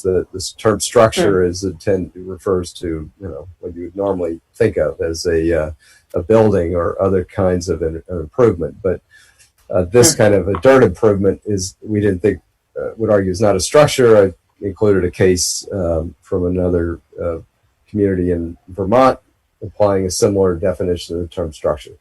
I gather that's not your determination. So I guess I'll follow up with Mike to see where we make that case and argue. I'll have to hear from Audra to see where she came. I don't know where there would be a no net fill requirement unless you were in the floodway. But I don't like to overstep, because although I'm a certified floodplain manager myself, I always fall back on the people who do this every day, and that's Audra, who does the floodplain, and Meredith, who does the zoning. And so as much as I have experience in working with all of these, when you do it every day, you remember where the requirement is that I'm overlooking right now. Yeah, so I'm happy to, we'll continue this conversation. So the upshot of it is DPW has agreed to haul away, if we're required to do that, 150 yards of soil and place it elsewhere that's not in the river corridor. So that's this, that meets the requirement of if the floodway river corridor provisions, I think it was section 803, applies, that's how we'd meet this no net fill. We would take away as much as we bring in, and DPW has agreed to do that. Well, I'm hoping we can avoid that. I'm not sure that's the best outcome for the environment, so I think we continue having those conversations to see what makes sense. Okay, great. Thanks for raising that, Ned, and now we all have clarity on how that particular characteristic of the site is going to be overseen. So, thanks. So I will turn it back to my DRB members. Is there any further discussion or questions from DRB members before we talk about a motion?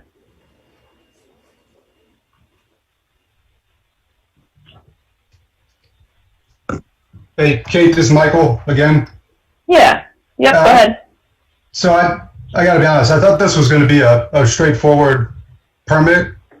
And I'm not really tracking what, and maybe I'm tired of not paying attention, but I'm not really tracking what we're going to vote on.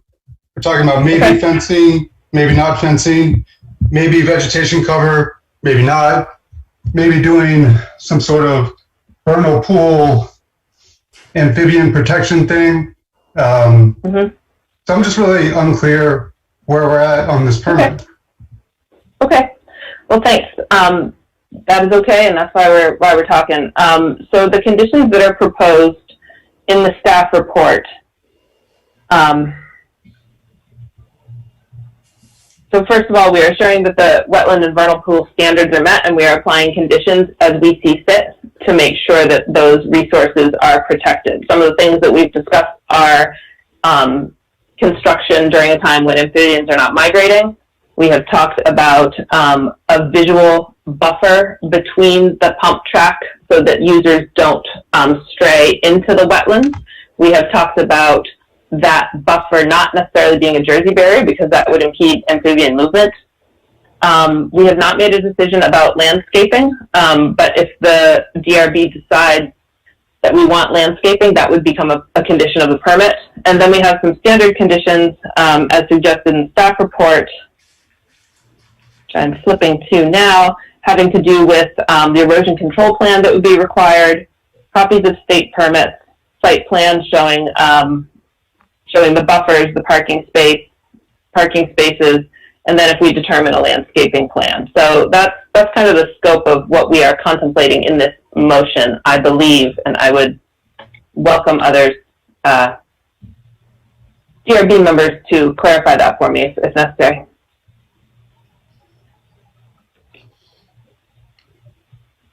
I mean, I think the issue is that from my perspective, I would go with the staff recommendations and leave it at that.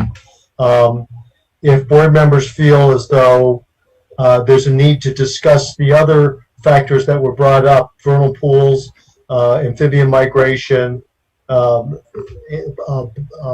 screening, then I would recommend that, considering we're doing this by Zoom rather than in person, which is an inherent impediment to our ability to express this in a coherent way in a short period of time, then I guess I would suggest we move to deliberative session, close the public hearing and do that. But I'm certainly willing to vote now if the board is so inclined.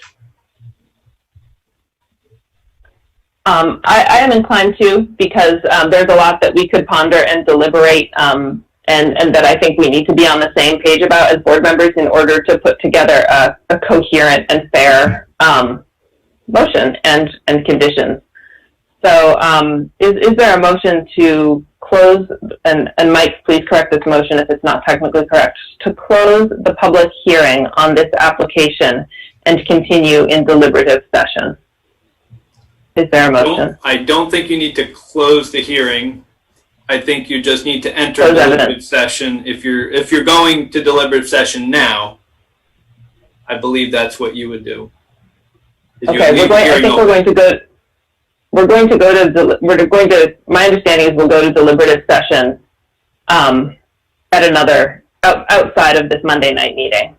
Okay. Because I want to move on to the next application. Right, and Kate, I will make that motion to close the public, oh no, we're not closing the public hearing, excuse me, to move to deliberative session for consideration of the application. Okay, we have a motion. Is there a second? I'll second it. Michael Lazorchuk? Michael seconds. All right. Joe? I'm comfortable going to a deliberative session, yes. Yes. Okay. Rob? Yes. Oh, I'm sorry. Was there any discussion? Let's ask for discussion. I would just wanted to jump in real quick and say we do have to go to a date certain. So if we're not closing the hearing, which I don't think we should close the hearing, then I would say we would move it to a date certain, which would probably be the next meeting. August 3rd. August 3rd, thank you. I'll accept that. Schedule a deliberative session. I'll accept that as a friendly amendment to my motion. Thank you, Kevin. Michael, do you accept that as a friendly amendment? Yeah, that sounds great. August 3rd. Okay. So I'll redo the vote. Joe? Yes. Rob? Yes. Roger? Yes. Kevin? Yes. Michael? Yes. And I vote yes as well. So thank you for your patience with the process, John Holler and everyone. I think it will be valuable for us to be able to talk through this just a little bit more in our August 3rd meeting, at which point we'll make a decision and then be in touch. So thank you very much for your first appearance before the DRB. Appreciate your participation, and thanks to everyone else who signed on for this as well. Appreciate it very much. Thank you. And one process question real quick. Yes, Rob. The public hearing is still open, so anyone from the public that has additional information that they wish to submit or anything, that can be submitted and we can review it at our deliberative session. Yes. That's it. Thank you. Yes, the reason for keeping the hearing open is if there's, at any point when you go through your deliberative process at the start of the next meeting, that if there is a question, we don't have to rewarn the hearing. If you close the hearing and then find out we need one more piece of information, then legally we have to rewarn the hearing. By leaving the hearing open and continuing it to the next meeting, then we don't have to rewarn the meeting after your deliberative session. Great. That makes sense? Important clarification. Yeah, thank you. All right, so soon we will move on to the next application, but what I'd like to do now is take a 11-minute break. Please come back. Oh, there are all your faces again. Please come back at 8:47. See you then.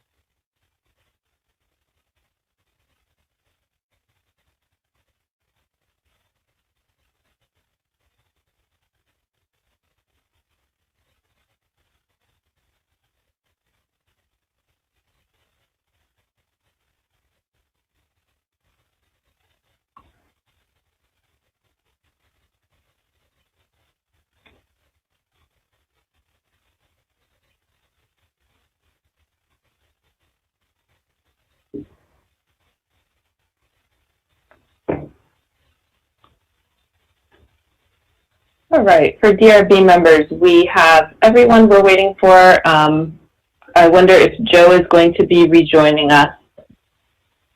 I have not heard to the contrary. Can folks still hear me? I can hear you. I just saw Joe not too long ago. Great. Okay. I keep getting booted on and off Zoom itself, so forgive me if that keeps happening. I'm gonna proceed even though I can't see what's going on. Just to let you know, Kate, your voice is coming through fine, but I don't have any video of you. Okay, thank you. And I don't have any video of anyone. I'm only basically joined by phone by now. But I'm going to do my best to just keep rolling along.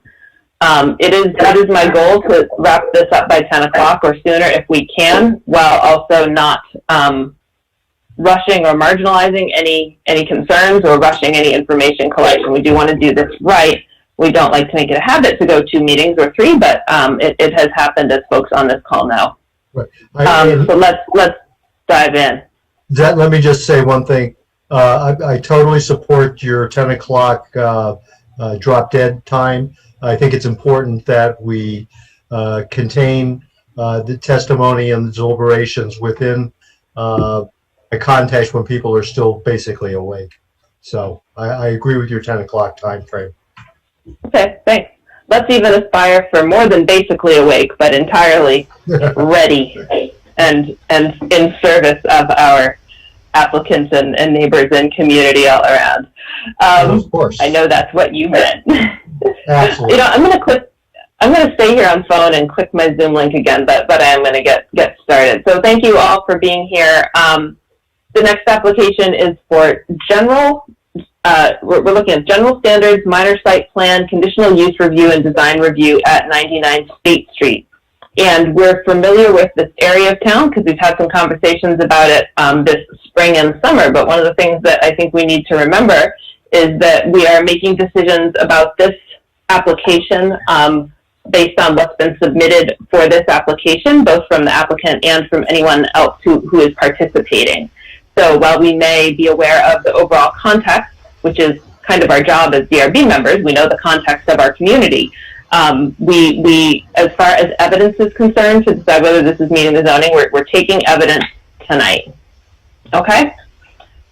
So, with that, I would like to swear in witnesses. And Mike Miller, would you please let me know who the witnesses are, since I can't see anybody at the moment? I'm still working on that. Okay, let's see. We have,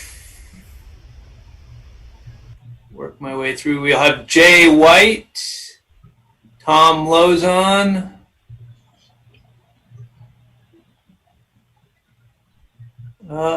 there's Alicia. I didn't see you on my list here. Alicia Feeler, and I think that's it. Okay. And is there anyone else to be heard on this application? Okay, in that case, I will swear you in. Please raise your right hand to be sworn in. Do you solemnly swear or affirm that the testimony you're about to give is the truth, the whole truth, and nothing but the truth under the pains and penalties of perjury? Yes. Okay. Thank Because you all. you can't see them, there's a lot of nodding heads. A lot of nodding heads. Thank you for the translation. And I'm sorry for this inconvenience. My next effort will be to try and join on iPad, but we'll see how this goes. So, Mike, in this circumstance, would you like to provide an overview, or like the last application, would you like to have the applicant present that? I think I will let the applicant deal with that. I've reviewed the applications and I've read the staff reports, but I don't think I can summarize the application as well as Alicia probably could. So I'll let her take care of that. That's very good. So in that case, Alicia, please go ahead. Thank you. Let me get my, everybody can see my screen at this point? Yes. Okay, great, thank you. So down along the bottom of the page is State Street. This is the parcel 99 State Street. we are proposing to have some changes to the the site, and then also to the actual architecture of the building, which has gone through the design review committee meeting a couple weeks ago. So the changes to the site plan are proposed to be a removal of an existing ATM kiosk located here, and then a inclusion or kind of reinstatement of a teller window here. So there currently is a structure for that bumps out on the building, and it hasn't been in use for over a few years. And so we're looking to remove this kiosk and slide the kind of drive-through component forward to have it at the teller window. So with that, we are adjusting the curb width where it's located relative to the actual building space. So it just gets a little closer, the way the drawer kind of opens up for the teller window.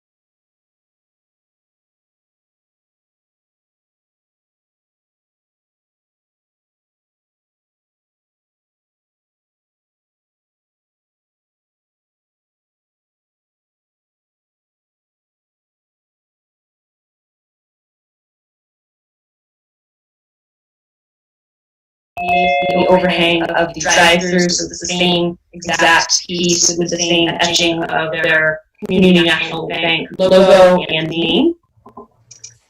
Similarly, we are proposing a sign over the Vermont federal sign on the front of the building. There's currently etched in granite Vermont federal, and that's not what's going to be in there. So we're proposing to have a stainless steel plaque sign over that, so that it could be reversed at a future date and remains that historical nature of the existing sign along that front. That's the general overview. I'm more than happy to answer questions now or as the meeting proceeds. Okay, great. Thank you, Lisa. Are there, as we start off, are there any general questions from DRB members about what was just presented? Clarifications on the scope of the project. And I would invite you to just type up because I'm still having trouble getting onto the Zoom. This is Alicia again. I wanted to clarify, change of use currently is an existing office building, so we are changing use to bank use as well as having that conditional use drive-through. I didn't specifically say that. Okay, thank you. Okay, before we get into it, one thing I want to understand about the site, and forgive me if you've explained this just now, I was a little distracted with the Zooming. This will come up more later, but just as part of the overview. My understanding is that there's a proposal to raise the elevation of the area next to the drive-through by 10 inches. And you may have just shown this on the picture that I was unable to see, so again, I apologize. But could you clarify what that looks like and how it relates to the overall space that we know is a shared area for 107 and others? Certainly. So, yes, we are proposing to raise the elevation at the face of the building, and we have we managed to get that to 8 inches. We originally had a different kind of counter height inside the building, and Jay was able to work with me and really go through a thorough analysis of what is a comfort level for the teller box and whatnot. Because we need comfort on the inside of the building and on the outside for the customer coming to the window.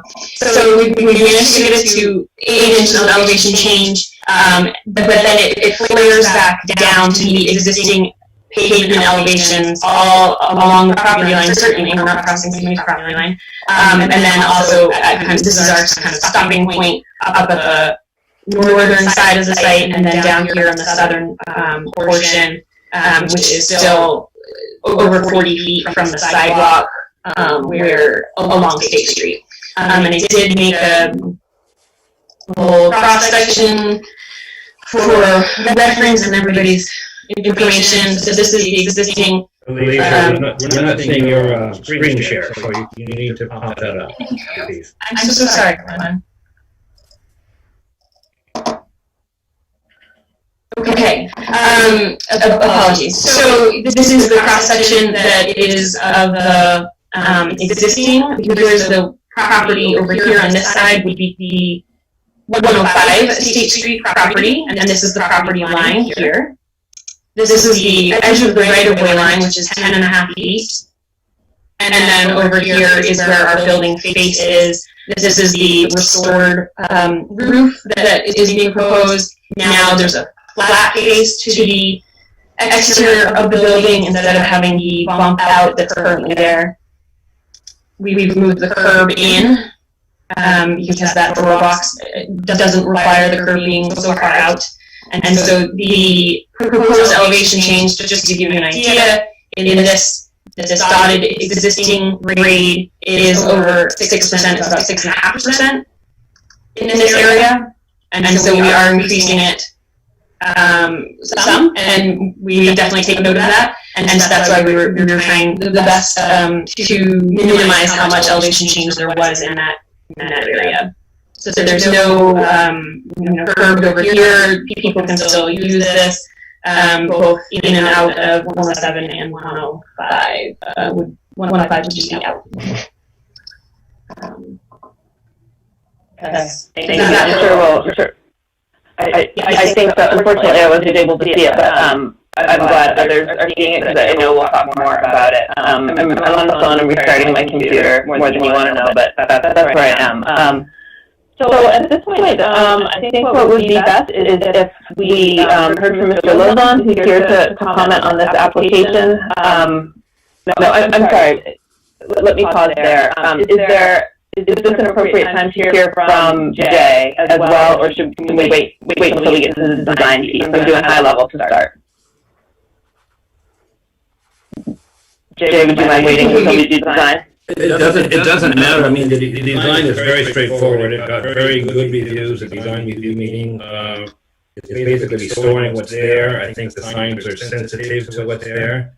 And I don't think there's really any issues regarding the design. I'm happy to talk about them, but I think you've seen the drawings, and I don't think there's any issues with the design. If there's issues with the site plan, you can continue with that first and come back to design if that's easier for everyone. Okay, well, I think what we'll do is maybe tap into your expertise as we reach the site plan more piece in more detail.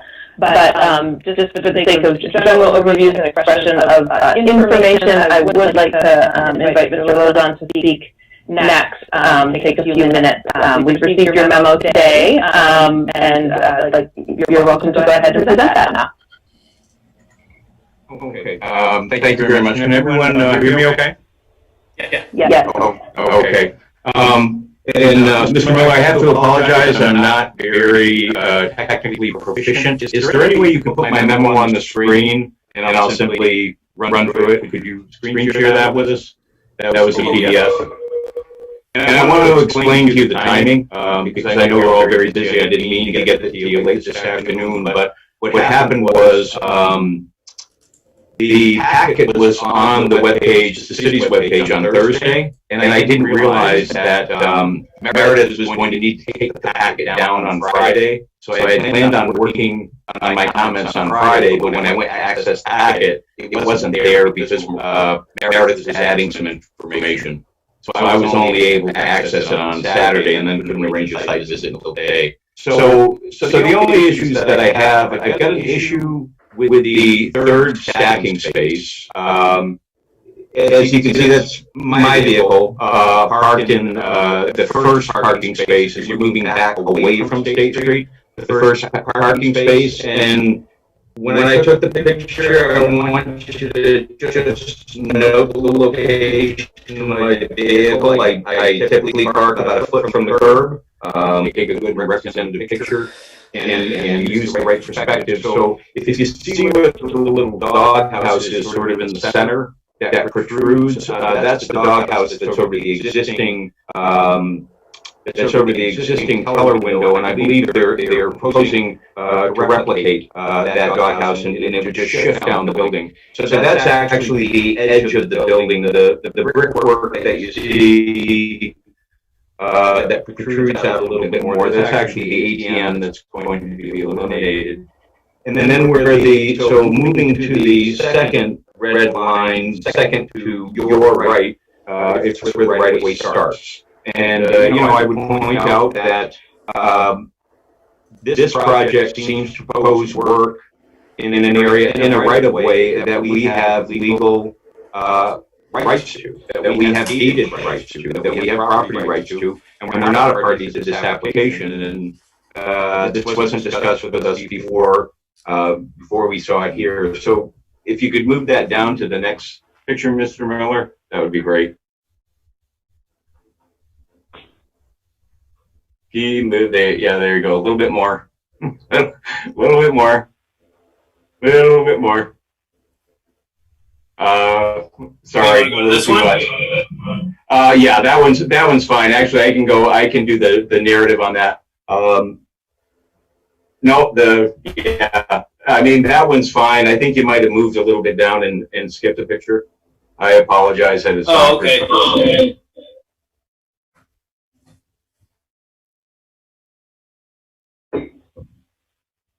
Yeah, so that's just a better picture of, the side of the building. And so if you look at where the red arrow on the left is, that's actually, that line is depicting where the parking area is. It's rather faded, but it's there. So that's where the rear of a vehicle would be. And the second arrow to the right, that's again the start of the right of way.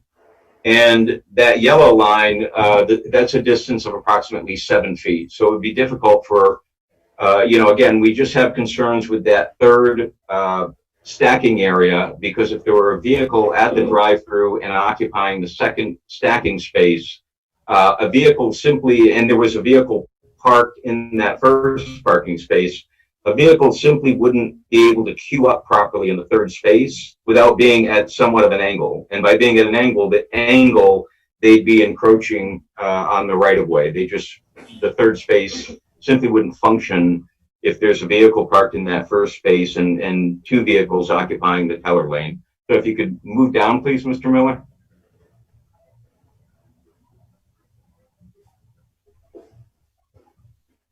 Yeah, you're doing great. Yeah, that's perfect. And I just wanted you, to notice, again, looking at the angles, we didn't put, if you look at that site visually, when we place the Jersey barriers, we place them well away from, the right-of-way line, because we didn't want to encroach on it, wanted to leave plenty of room for people.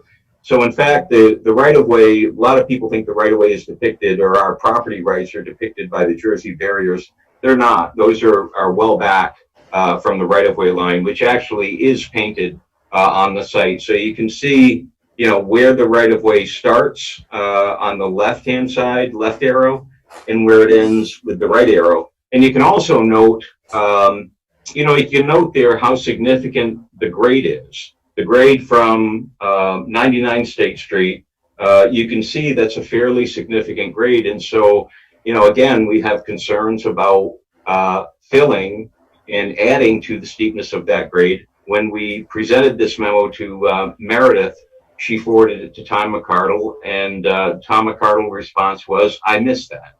This is going to affect stormwater runoff. You know, the stormwater comes off the roof in from the Teller Lane, and he noted that it was going to affect stormwater runoff. And again, not to paraphrase, it's what he said in his memo. We missed that in our review. So I believe, Mr. Miller, I think that's our last picture. Oh no, there's one more actually, if you wouldn't mind.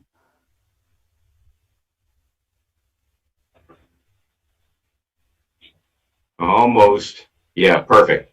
So that's the existing teller window. So again, and I want to say we're very supportive of this project.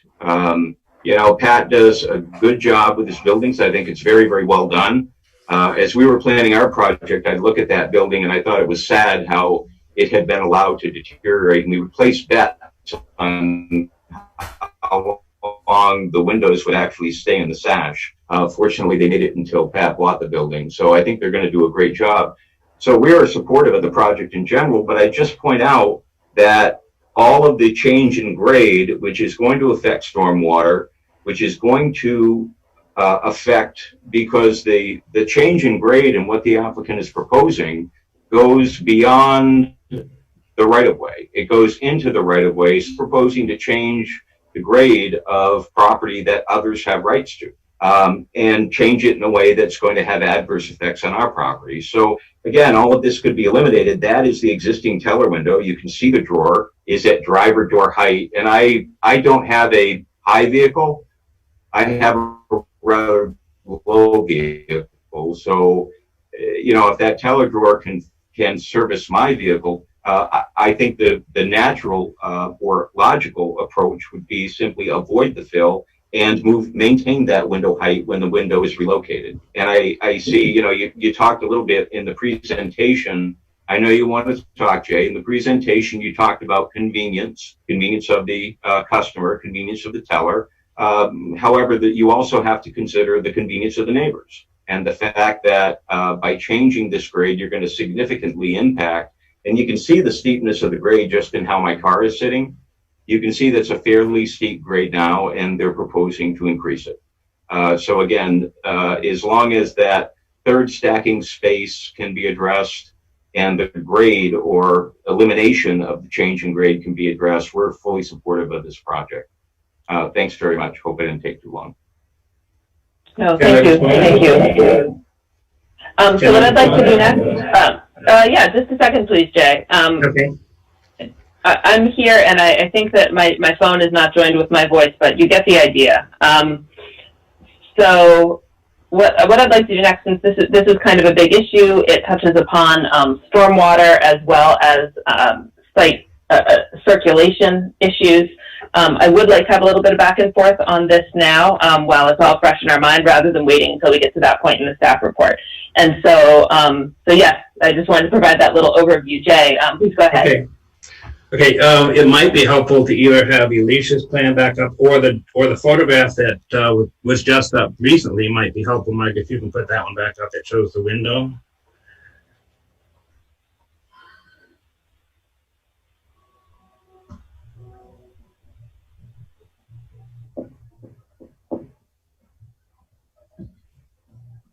Okay, now Tom said there's a drawer. What you're looking at there is not the drawer. That's the remains of a pneumatic tube system. And that is actually a drop box that is being removed. That's not going to be there. The window that's going to be put in doesn't protrude outward of the building. It actually is flush with the building. So that allows us to move the curb closer to the building, which reduces the overall height and slope. And I think if you look at Alicia's civil engineering plans, they actually show it better as far as what the right-of-way is and what the driveway is. But what we are proposing is leaving the roof where it is, but restoring it. It needs to be repaired, and moving away the existing window that you see there and putting in a new modern window that does not require a pneumatic tube. The ATM that is going to be in that's been removed from the little kiosk building that is in kind of front of this spot. That's being removed, so that allows the curb also to be straight back. And it also, the ATM is going to be accessed on the pedestrian side of the building, which is the other side of the building, as well as a night drop box. And so what Tom says, the drawer is there. It's not a drawer, Tom. That is a drop box that's being removed. And also, I think, Tom, you parked your car quite a ways away. If a person was actually using that window, they would be much closer to the curb than what you're showing. So I think if we go back to Alicia, if you can share your screen and show the site plan again, I think that would clarify that there is enough width to do basically what's been done for years. If you'll go to the overall site plan, you see the parking is really the same parking that's been there. We're improving that because we're no longer having to have cars stop at the ATM machine and perhaps block access to the drive-through teller machine. So there's only one machine on this side of the building now. And I think the grade that Alicia has there on the right hand there, if you can kind of show in there, there, you can see the existing grade surveyed by the engineers, the dashed line. The other line is just slightly higher, and the curve that you see is there. We're putting a 6-inch curve there, but we're not putting the curve against the brick wall because we want to not bury the brick wall. But the driveway, I think, works perfectly well, all within the normal standards of the driveway, because the right-of-way is actually a lane over from where the drive-through is. So I think that it's better to look at the site plan as opposed to perspective photographs. And I think, Tom, I think I've noticed when you park in front of your building in Barry City Hall, you park much closer to the curb than what you park at this site. But I think that drivers can park all the way in, and as they have for years, you can get around the tail end of the cars that are parked on the diagonal spaces that are already there. So I think that actually is an improvement to the overall flow of the traffic. And I think the other very important thing to notice is that the site plan that was submitted by Mr. Lozon's civil engineer did not show the existing drainage that Tom Mercado suggested could be added in the flush parking lot. It's already there. And I think that the grade changes here, as you can see at Alicia's civil engineering drawings, do not go into any additional fill on the property line of the neighbor. So as long as the survey is correct, which ours is certified, I don't know that Mr. Lozon's is certified because it did not show an existing major storm drain, which is where a lot of this water would go to. It doesn't all drain down the right-of-way. And Tom Mercado was suggesting that perhaps it could be added to not drain down the right-of-way. It's already there. It just is not shown on the Lozon site plan, and I think it should have been. Can you show us where that is on this site plan? Yeah, I'm gonna take it if you don't mind, Jay. So the site plan that I submitted as well had a missing structure on it in error. So it was not just Mr. Lozon's plan. I will admit that I did exclude by accident the drainage structure located here. It is on our property, the 99 State Street property. It is a catch basin, so it will let water in, and it is generally in the low spot of the site. Now, you can see my screen, is that correct? Yes, okay. There is also, I have a photo to share that that shows, here's the catch basin, and it was oversight on my original submission. It has been included in the plan now. It is generally the low spot. However, you may see that there's also a pothole that's lower right now, which would be fixed to allow water to drain properly to that structure. I did check to see if the grades on our site were going to pond substantially or create an excess of stormwater now draining to the structure on Mr. Lozon's property that's located closer to State Street, and they're proposing a little bit of work on that one. I did not include the proposed work. It shifted the catch basin and made sure to match their new height. So the water is draining from my arrow down here. It's a shallow slope, but it is still draining all the way in this direction towards this catch basin, excluding there's a few, kind of anomaly spots of potholes and such in this area where it gets really, really shallow, and we'd be we'd love to work with. I never did see a grading plan from this proposed project, but I assumed they were meeting existing elevations along the property line, as it's kind of generally understood. And so we're proposing to do the same thing to match existing property line. And then also I wanted to show this partial, this partial plan to try to alleviate some of the concern with the parking space.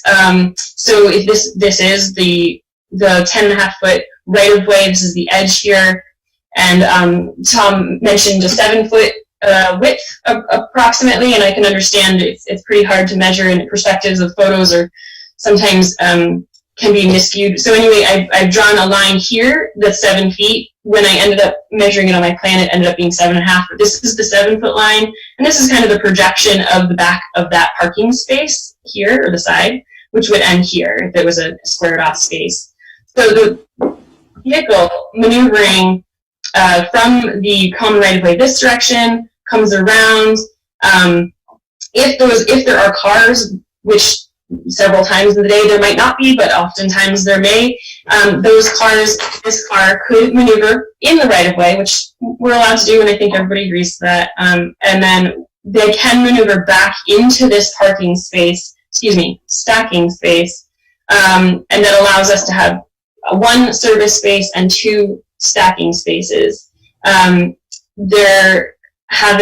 We don't feel that there's a need for a 3rd stacking space, just based on some different information and different projects in the area and different existing banks in the area. So we feel like that is an adequate amount, the 1 service and the 2 stacking spaces. And so that it's close. I could have finessed the model a little bit better to make it even further, but that's not what we're trying to do. It does get that car into the space, into the stacking space as we've shown it. I also got the information from Tom McCardle. Let me just grab that real quick. So I agree. He absolutely said that he missed that there was a grade change. And I think the main source of confusion was the lack of the catch basin shown on the plan, that the water that is coming off of our now higher elevated site will need to make it to this catch basin, which it will. And that wasn't shown before, so there is an area for it to collect. I'm not sure about how much water the catch basin that is further towards State Street is going to collect. We're not proposing any changes to it. It's not on our property. It's kind of out of our hands on that one. But so Mr. McCardle mentioned that a possible remedy to the drainage flow problem may be to add a new drain westerly of the existing drain with a room elevation to catch the water. And so I think when the plan showed adjust rim as necessary, this is the drain manhole, so it's a solid drain cover as a junction for multiple pipes. The actual inlet is here. So we just wanted to make sure that somebody didn't bump their car over this manhole or go into a big pothole because we're changing the elevations. We want to adjust that rim to have a smooth site, and that's why that note, adjust rim as necessary, is here. We aren't proposing changes to this as it falls in the corner of our proposed area of change, so that's supposed to be existing and stay there. Okay. So at this point, if I may, I'd like to pause and see if DRB members have some questions or clarifications. I'm glad that we've dived right in, that we're talking about substance. I can see you now. I'm on an iPad, so I'm gazing off into the distance. Just thank you for bearing with me. Questions from DRB members? Do you have a number for that stacking lane as it currently exists? It seems like you'll be moving that closer to the building. Do you have exact measurement on how much closer the car will be able to go to the building? For instance, maybe a distance from the edge of the right-of-way to the closest point at which the car can pull into the building? Sure. Let me just grab it then. The curb has been slid a distance of, Lots of clicking. Over 1 foot, the curb has moved closer to our building, while still remaining with a gap behind the curb, like Jay mentioned, to protect the existing base brick facade and face. So that curbing has slid over over a foot. It was about 13 inches. And so does that translate to an extra foot of the traveled way of the right of way? Other question. Yes. It's an extra foot of drive-through space. The common right-of-way only is ever 10.5 feet wide. Right.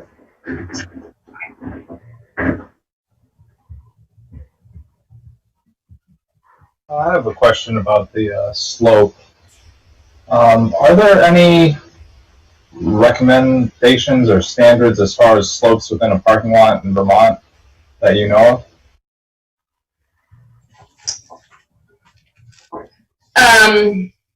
Flatter is better, except not too flat so you don't pond.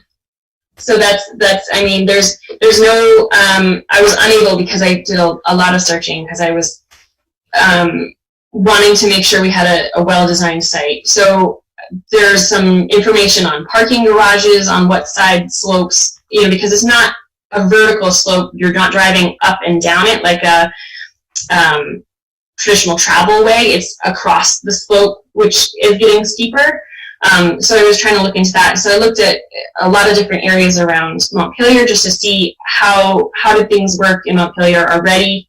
Are there cross slopes? Are there, where cars are moving around corners? How steep do things get?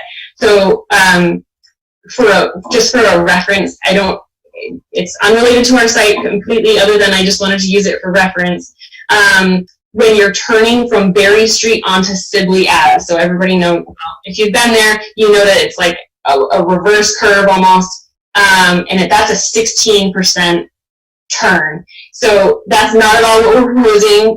We're down to the 10. It's still more than a normal street that's a cross slope of 2 to 5%, but it's a travelable slope, and not unheard of. There's several other areas in the city that are steep, and I'm not aware of issues with them, but that doesn't mean that they don't exist. But Tom McCardle didn't necessarily, the spot elevations are there.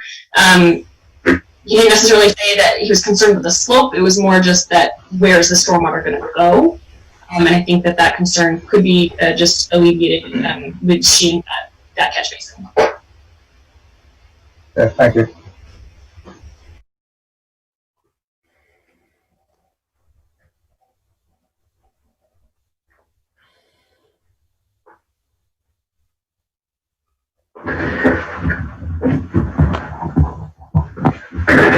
Could you just point one more time on the north side going towards the catch basin of where the approximate limits of your filling for the raised grade will be?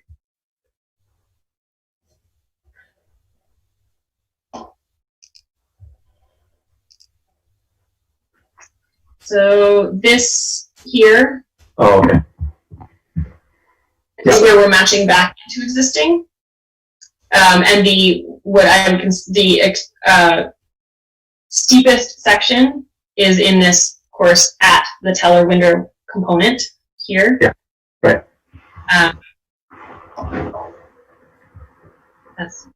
And then it to give you perspective, this is where it tucks back in here.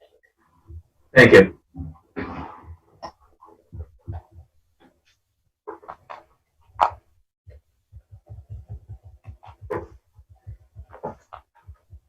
So it's a little difficult to visualize, but there'll basically be a hump there that the car kind of pulls up onto to access the teller window, and then it'll be kind of a hump back down to get back into the travel way. I think it's more gradual than a hump. It's slightly higher at the drive-through, but I wouldn't call it a hump. Go ahead, Alicia. I think that's the easiest way to describe it. That yes, it's an elevated surface and it flares down everywhere else. It's not necessarily like a pothole that you're bouncing in and out of, or a mound, I guess, not the opposite of a pothole. But you slope up and then you slope back down and you're on a cross slope. So you kind of it's like going around a banked curve or something like that. That there's a cross slope, but then you're also maneuvering horizontally forward and backward, well, forward hopefully, across the site. Okay, I guess when you speak to cross slopes on a roadway, I know the Agency of Transportation tries to stick to under 8% on a side slope, and the 6% being more preferable. The reason being because of ice.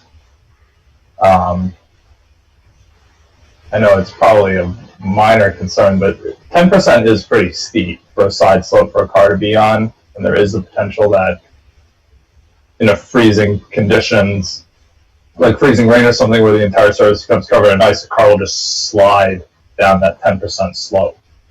I don't know for a fact that would happen. I'm just stating that it does concern me. The 10% slope concerns me a little bit. Understood.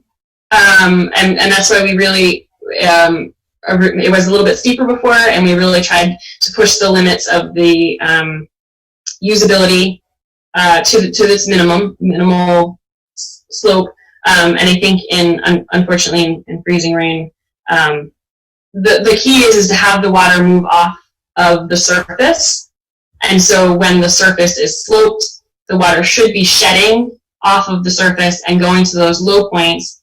In a freezing rain situation where, or icing situation where things are going to be slippery faster is on those flat areas that aren't draining. And then if there's already an ice, yes, the steeper, the more likely for a sliding occurrence.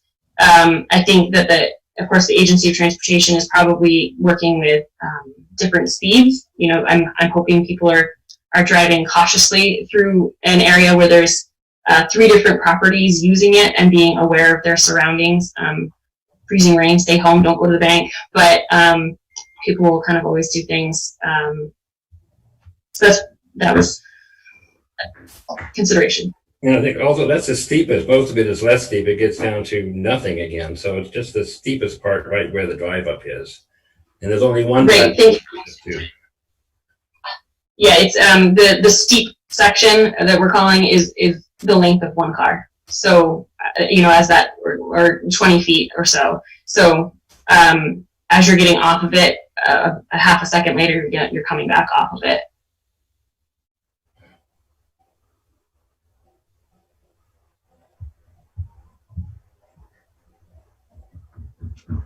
So, Kate, are you still with us?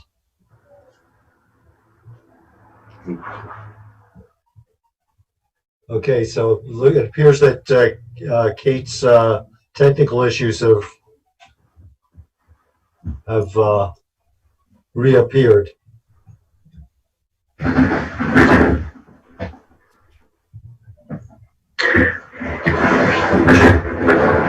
Evan, you're the vice chair. I'm the vice chair. I need to get oriented here a bit, so I'm going to call for a 3-minute recess so we can get back on track. Let's see if we can track down Kate.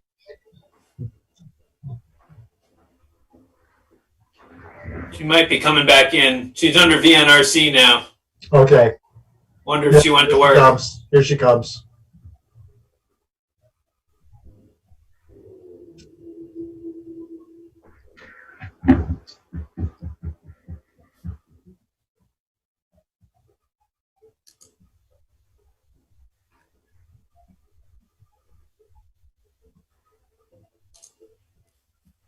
Well, while we have a quick break, Alicia, do I have the copies of what you just presented, or does that have to get sent to Meredith for the files?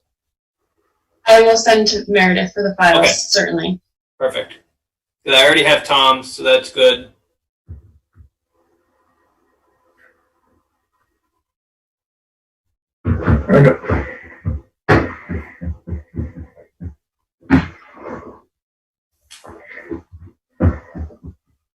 welcome back.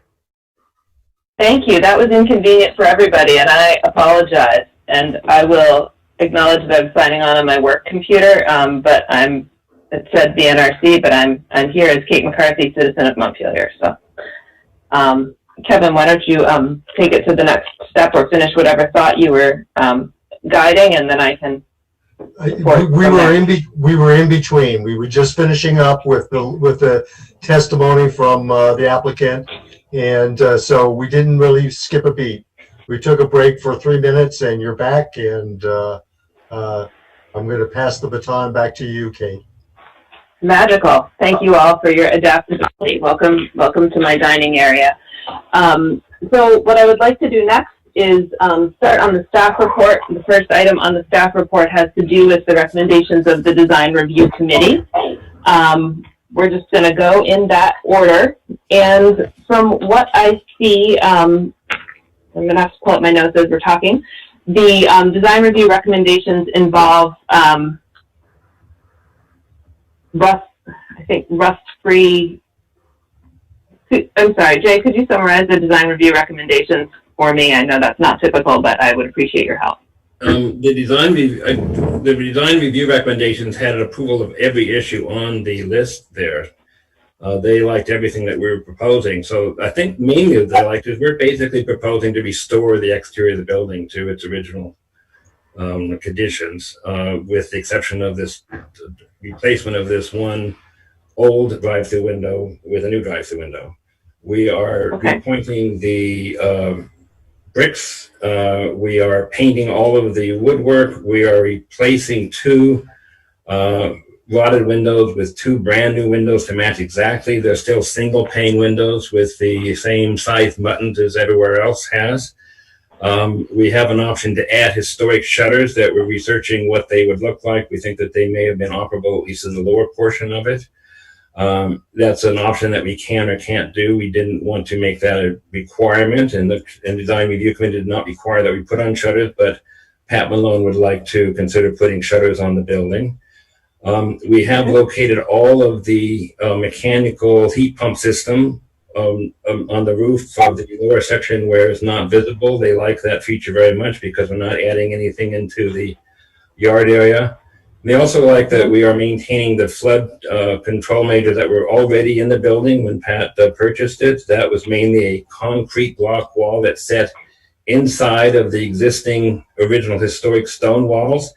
There was a kind of a 18-inch space between the concrete block wall and the stone wall, and that was set up for flood control, and also all of the exterior openings that you normally have in a historic building in the basement level had already been filled in, so there's no flood issues that we would need to worry about. Plus, Eric Gilbertson wrote a very strong letter confirming that the building is a very strong candidate for the National Register contributing structure, and it will be more so contributing when it's restored.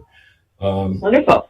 And I think the advantage of the project going ahead is that it really is an improvement for the city of Montpelier, and it was a bank before. We're making it a bank again, and we're improving instead of having both pedestrian and 3 things to access on the I guess it'd be the west side of the building. We only have the teller window where it is now, and we're moving the ATM and the night deposit box over on the pedestrian side of the building.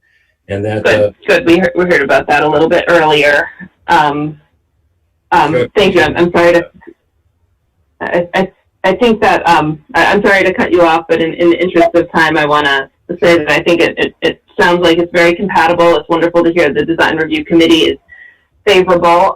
One of the recommendations of the Design Review Committee pertains to tree care. And that recommendation is, as well as the option to do the shutters, are ones that we will likely include. And I assume there's no objection to either of those. Is that correct? And just there isn't an objection. The owner did not care for the wording about the tree component on the recommendation form, so he didn't sign that one. He wants to just make sure that everybody knows, we know that those trees are not in the best of health, and we're going to get an arborist to evaluate them. We'd like the ability to have the arborist help us in decision making for options for the tree, but certainly limiting and minimizing hazards of the tree is a very key, crucial part of this project. So the wording in the recommendation wasn't quite what he wanted, but he did sign the sign recommendation for him. Okay, and is the objection to the wording that it calls for, I think it calls for like historically appropriate trees, is that a limitation that he wants to avoid? No, it was just that they indicated if at any point these trees are deemed to be in poor health and no longer an asset, they may be removed. So we already know that they're in poor health, and we're not asking to be removed. It was just a little bit vague, a little bit ambiguous. We're already evaluating them. We do want the ability to remove them if we need to for safety, but we want to go through the proper saving the tree if we can. Okay. All right, we'll take that into account when we get to that point. Kevin? Yeah, I was just going to ask, what type of trees are they currently? Norway maples. Okay. Okay. All right. Well, good. Thank you. I think that gets us through the design review portion here. What I'd like to do next is have a look at the general. We're just going to walk through the staff report. We tackled one of the big parts of the discussion. We'll return to that as we go through. But if it's okay with everybody, and I'm diving back in, we'll just go through the staff report. Is that okay? That's good here. DRB members? Thank you. All right, so as you recall, what we're looking at here, these uses are allowed, so the change of use isn't really under scrutiny. It is the drive-through that is a conditional use in this district, as we are aware. The dimensional standards appear to be met. The removal of the bump out ATM it's not part of the original listing in historic places, so we're okay there. We comply with the general standards. We've discussed, we have not discussed erosion control, but as is standard, we want to confirm that the applicant will comply with those erosion control practices of 3008D. Is that the case? As best as they, as appropriate on a small site, yes. As appropriate on a small site. Okay, very good. And then stormwater management, we talked a little bit about, it's possible that one of the reasons that Tom McCardle was unsure what to conclude about stormwater in light of the proposed grade change was that the catch basin was not on the plan. We've since discussed where it would be on the plan, and it seems to clear up some of those questions. Do any, my thought there is that if DPW signs off on stormwater, this section could be found to be met. But before I conclude that on my own, do DRB members want to need any more evidence about stormwater on this site? Not here. Okay. Maybe. No, I think at some point I wanted to sort of flag an issue here, and I don't know where appropriate is to do it. We've got two sites. They're both currently being engineered, and we have, I think as Joe mentioned, we have some very, steep grades. Maybe I just want to reiterate that I don't think it's a place with the DRB to be deciding what can and cannot happen within a deeded, right of way. Very much would encourage that be worked out between the two, landowners, especially because, engineering doesn't stop at the property lines. They have to meet together. And so I don't think we're going to be able to finish everything tonight, and would encourage that type of collaboration between now and our next hearing. So maybe that's already happening, but I just wanted to reiterate that. If I may, thank you for that. And we welcome a call. Sounds good. Thank you all. Anything else from DRB members on stormwater? All right. Moving right along, we move into access and circulation, section 3010. And we have talked about the fact that the new ATM, the new drive-through, it's not an ATM, the new drive-through teller window is going to be about 10 feet closer to the street than the current one is. We've talked about ingress and egress for 107 as well. No, the teller window is exactly where it is now. The ATM is being removed, and the ATM is going to be on the other side of the building. We're not moving the little roof where the teller window is. It's still going to be the same location. It's just a different window. Okay, so what I'm looking at is in our staff report on page 9, where it says, the only significant change is that instead of drive-up bank customers stopping at the existing ATM kiosk, they will stop roughly 10 feet closer to the egress for 105 State. I'm not sure what that's referring to. Maybe what it's saying is that I think they may have thought that the ATM was being moved up to there, and it is not. Okay, I understand. I understand that. The ATM has been moved over to the other side of the building as a pedestrian-only ATM. We don't want that makes sense. Walk up to the side of the building. On the Okay, side. yeah, the staff report's a little uncertain on that. Okay, I was going with the red highlights in the staff report. I've got enough clarification on that. If others do too, we'll roll along. Good to go. Sounds a lot like rushing, but I do intend to be thorough, so do stop me as you did. Another highlight from our staff report is that signage about how to navigate through that drive-through is not indicated on the plan. Is there a plan for signage to direct customers of this bank to the new window, or the old window in the new configuration? Right. We hadn't proposed any signage. The site flows counterclockwise currently, and has historically for many years. The diagonal parking already is there. So we didn't necessarily have a sign that said drive through, come in this entrance, or anything like that. I think for whatever reasons, it seems like it's been functioning quite well. And if somebody were to go the opposite direction, they would just notice that they couldn't access the drive-through, and they'd have to come back around in the other opposite direction, because there is an ability, in theory, to two-way traffic on both of those common right-of-ways. And then, what was the other piece to that? I think that's... so then the other was that we were going to put drive-through paint on the drive-through lane, and a white stripe along the right-of-way to focus people into the lane against the building, to not have people kind of floating around in the right-of-way. Okay. DRB members, does a painted lane that you're basically indicating the directionality of use, the direction you go in order to use the teller window? So there'll be an arrow painted on or something like that? Right, okay. Similar to if you're in a restaurant drive-through, there's stay in this. Okay, great. I think that satisfies the concern as I see it. So we're moving on to page 10 of the staff report. Emergency vehicle access, street improvements are found to be adequate. We talked about signage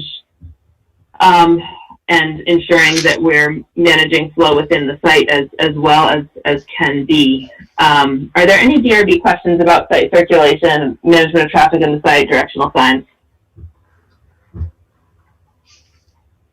I have a quick question about where they park at the window.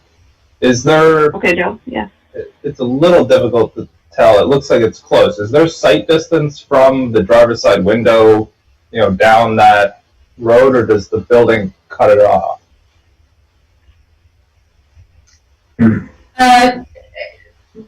There is. Let me see if I can. Yeah, I guess the building doesn't really come out that far, does it? Right. So this would be the driver would be sitting roughly here, looking through the windshield, and the building outermost corner is here. And so there's, I would say that they could see the entire opening here, and certainly that I think that they can visibly see around that corner to the street. Okay. Thanks. Any other member questions? I agree. Follow up? Yeah, is that right? All right. Okay. I'm gonna continue. Parking and loading areas are not applicable. We're not seeing any changes.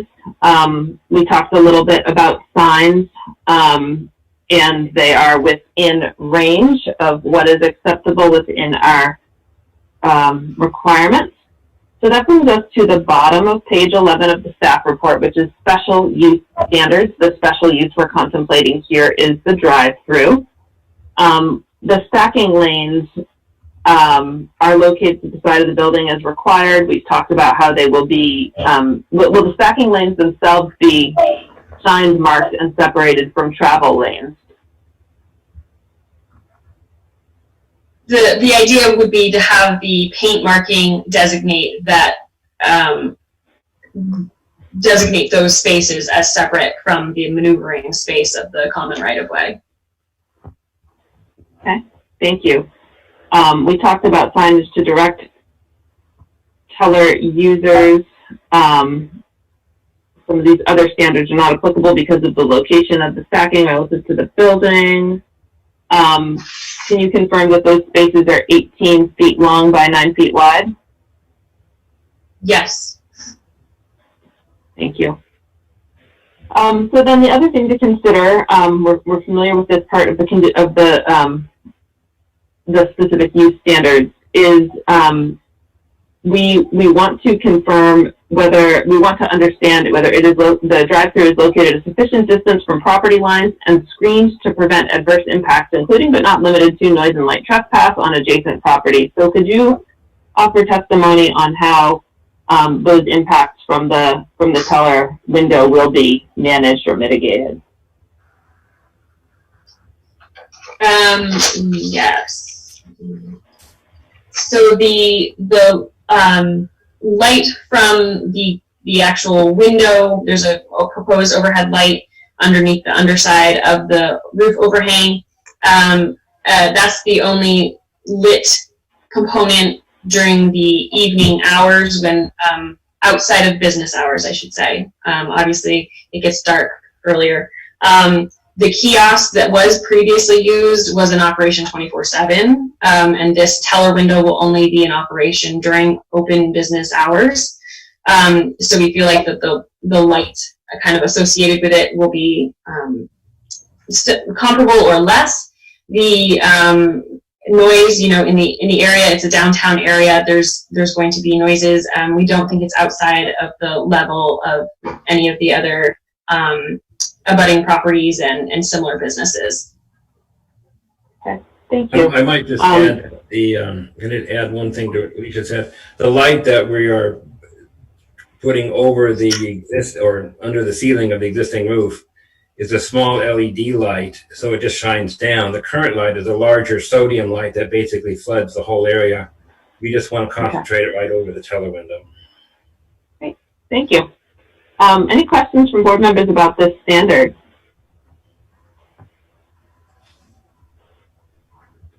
Okay, thank you.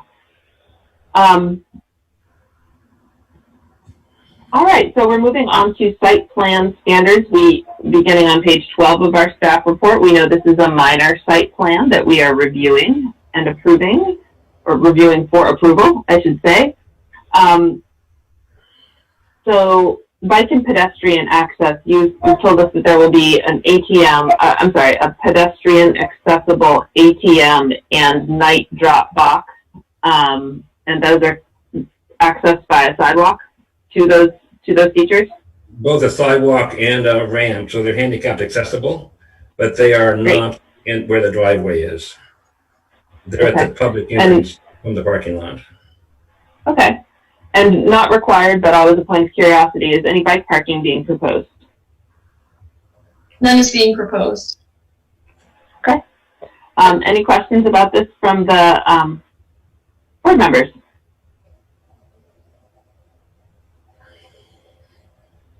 Okay. So that brings us to landscaping and screening. We've talked about the trees.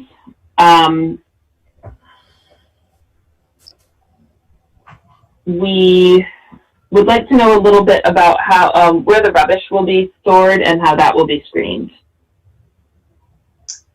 the previous use used the exterior dumpster bin that's located on 107's property. They had a shared agreement for that usage. Currently, they haven't necessarily negotiated any such usage, but it's intended to have tote type waste containers inside the building. We aren't proposing any new dumpsters on our parcel. Excuse me. Okay. Okay. All right.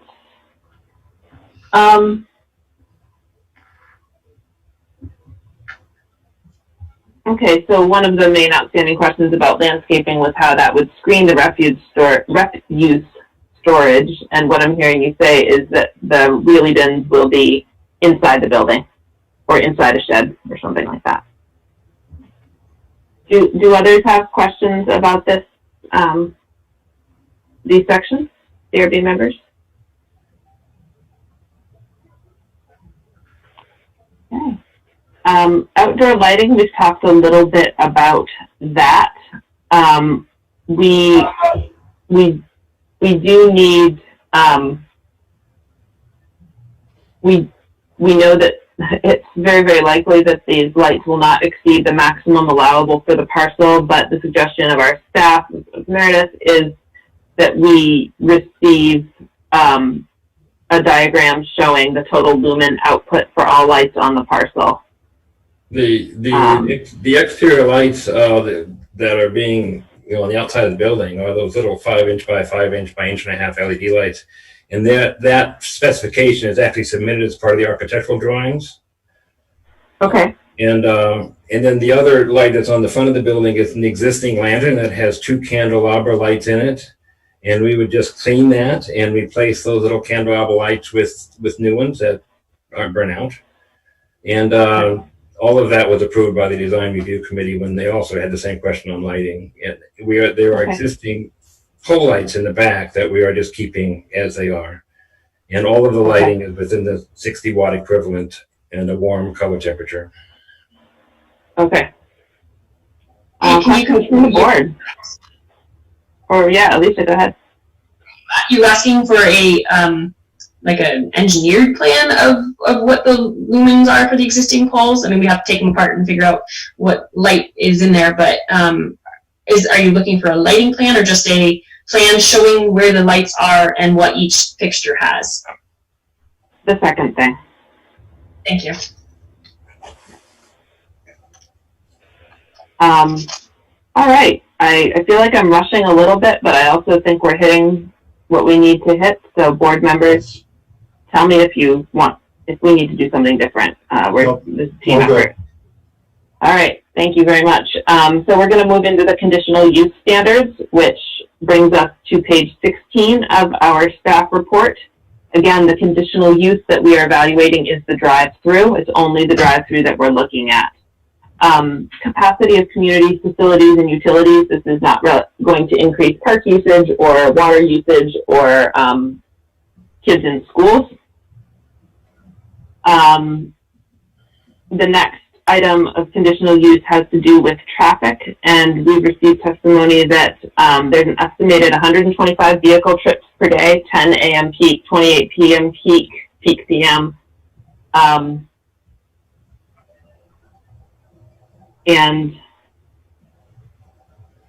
it's the staff assessment, or it's the evidence presented is that the trip ends would be created even without the drive-through. So that's a thing about this conditional use. We're not evaluating how many trips the bank would generate. We're evaluating how many trips the drive-through would generate and trying to separate those out.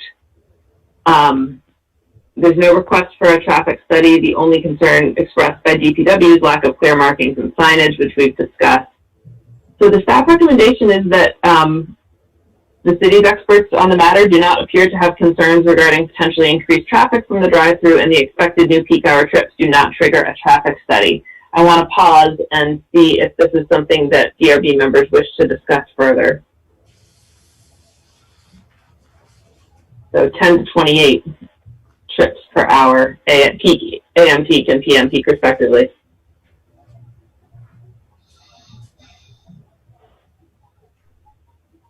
And is PM peak 4 to 5, or is it vary by location? I think it's worth noting that the drive-through teller is only going to be during business hours. It's no longer going to be a 24/7 access as the current situation had been when there was an ATM there. Mm-hmm. So that would actually reduce the amount of traffic on that right-of-way. Though the AM peak and PM peak most likely are within those business hours and contributing to when other things are Yes. bustling. I believe it's 4 to 6. 4 to 6. 4 to 6. Usually it can vary based on area, but generally 4 to 6. Okay, thank you. Anything else on this from DRB members? Okay. So that brings us to character of the area. That's another component of the conditional use review that we look at. We've talked about architectural compatibility quite a bit. There are really no changes to yards or lot coverage, and landscaping is compatible with the character of the area.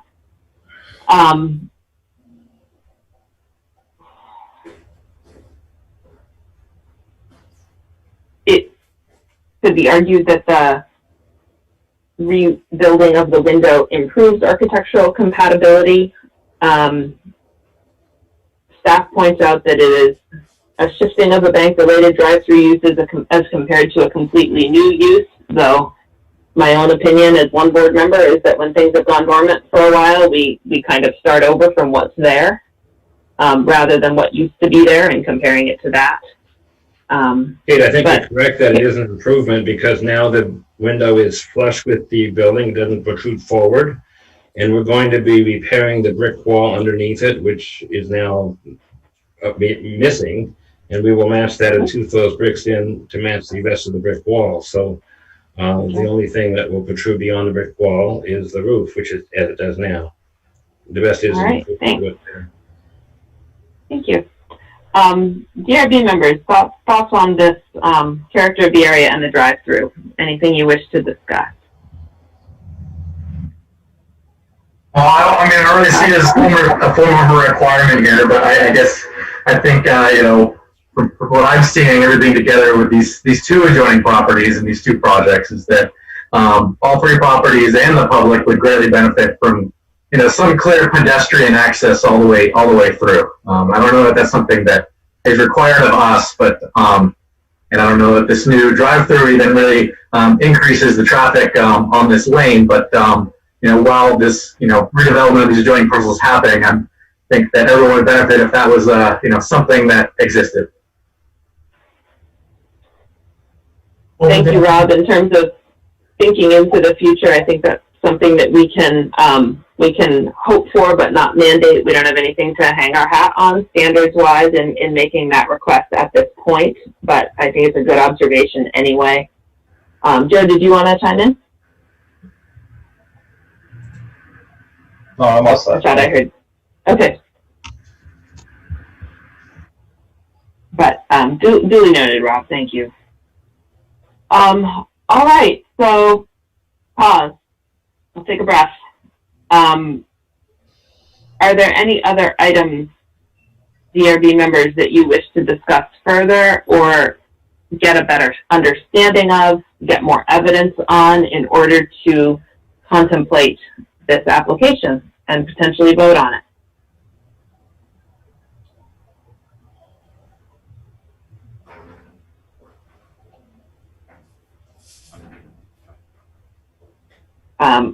I'll make a special pause for Michael in case you're muted and trying to talk. No, I'm good. I'm good with the application and the explanation from the applicant. Thank you, Michael. Okay, what's the pleasure of the board?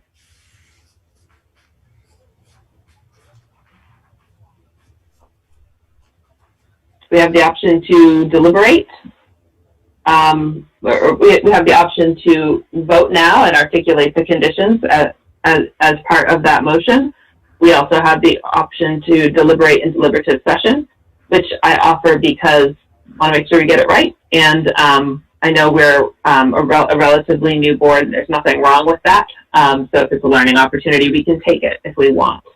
But if we feel this is fairly straightforward and there aren't any outstanding questions, then we could proceed with the vote. Do folks have any opinions about that? I guess I'm concerned about the cross grade here. That's a concern of mine, and my gut feeling is I would like to give the applicant an opportunity to maybe come up with a solution to make things not so extreme if one exists. But that's just one board member. Thanks, Rob. What are other thoughts? While I share Rob's concern about the side slope, it's not ideal. This is hardly a ideal site, I think, as we all know. And I think after I've been doing a lot of research here, I think while it's not ideal, it's acceptable. It's not breaking any rules or anything.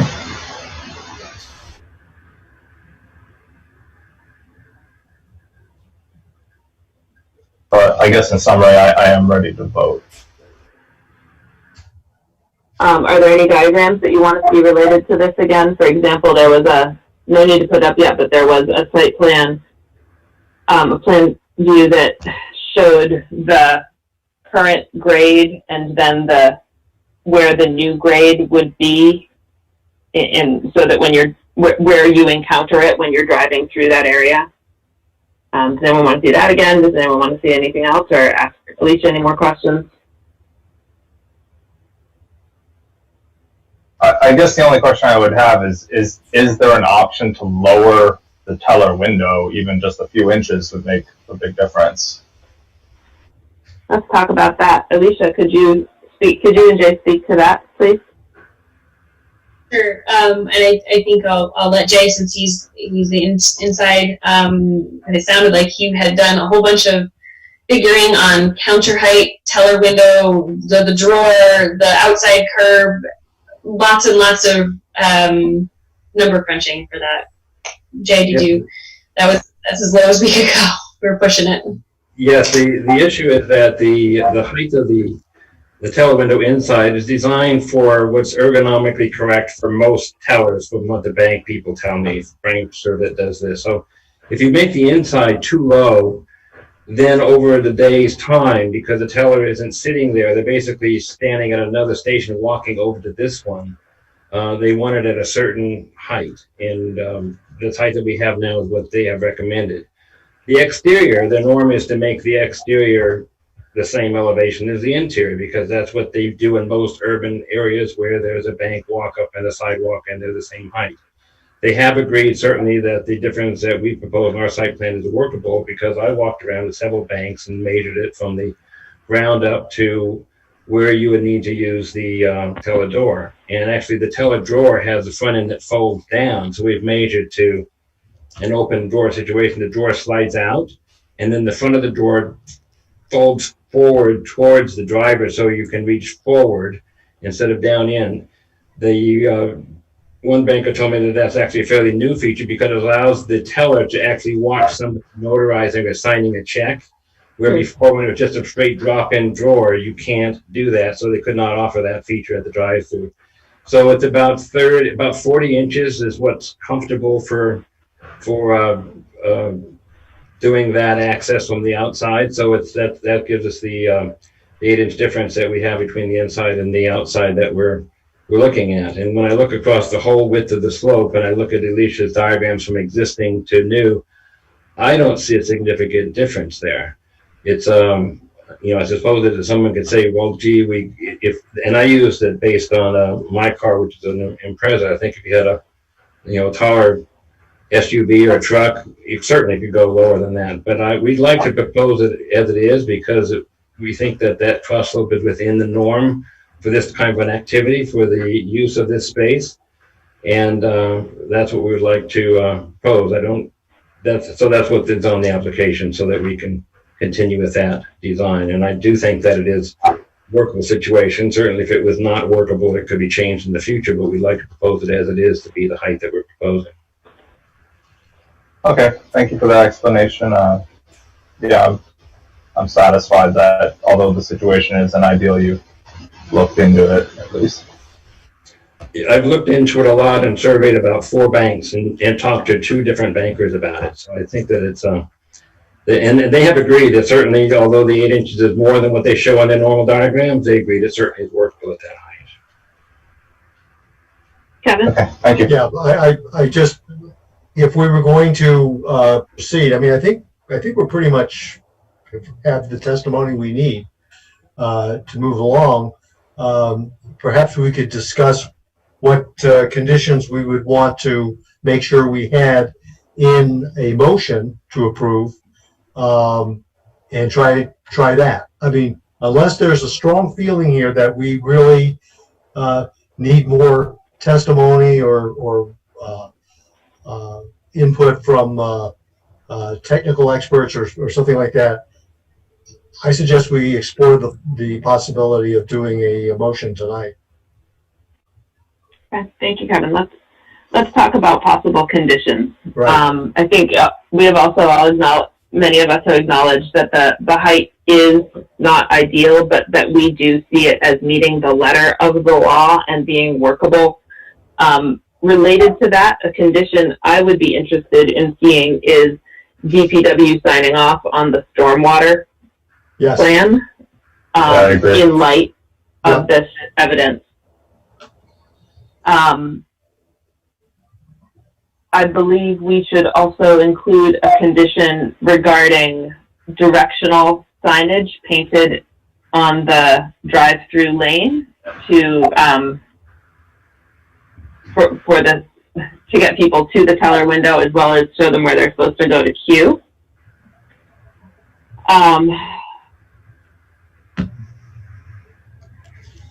There were some minor recommendations. There were some minor recommendations that the Design Review Committee had proposed. Would we want to incorporate them, or?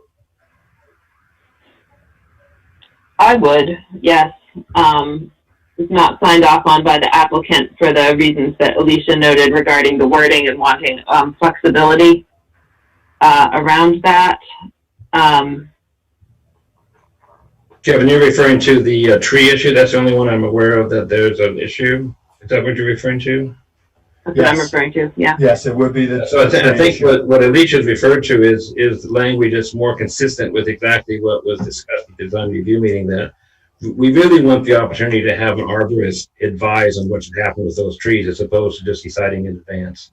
And so that's. So in that case, would you be amenable to a condition which would basically memorialize that approach? That you would use an arborist to resolve the tree and let the zoning office have a you would certify what your ultimate plan would be, signed off by the zoning office. We want an arborist involved in the decision. I don't think that we want to relinquish the decision of the owners for an arborist that's not associated with the project. Right. I'm not I'm suggesting we give you exactly what you're asking for. That easy. So the recommendation as made by the DRC is that applicant clarified that the 2 Norway maple trees in front of the building will be pruned to improve appearance and safety. I think we can keep that. You're going to do that anyway. Then what it reads is, if at any point these trees are deemed to be in poor health and no longer an asset to the property, they may be replaced with historically correct species and with appropriate approval. I think we should, so I think what you want to hear, and I hope someone can type this down because I can't write fast enough, in consultation with an arborist,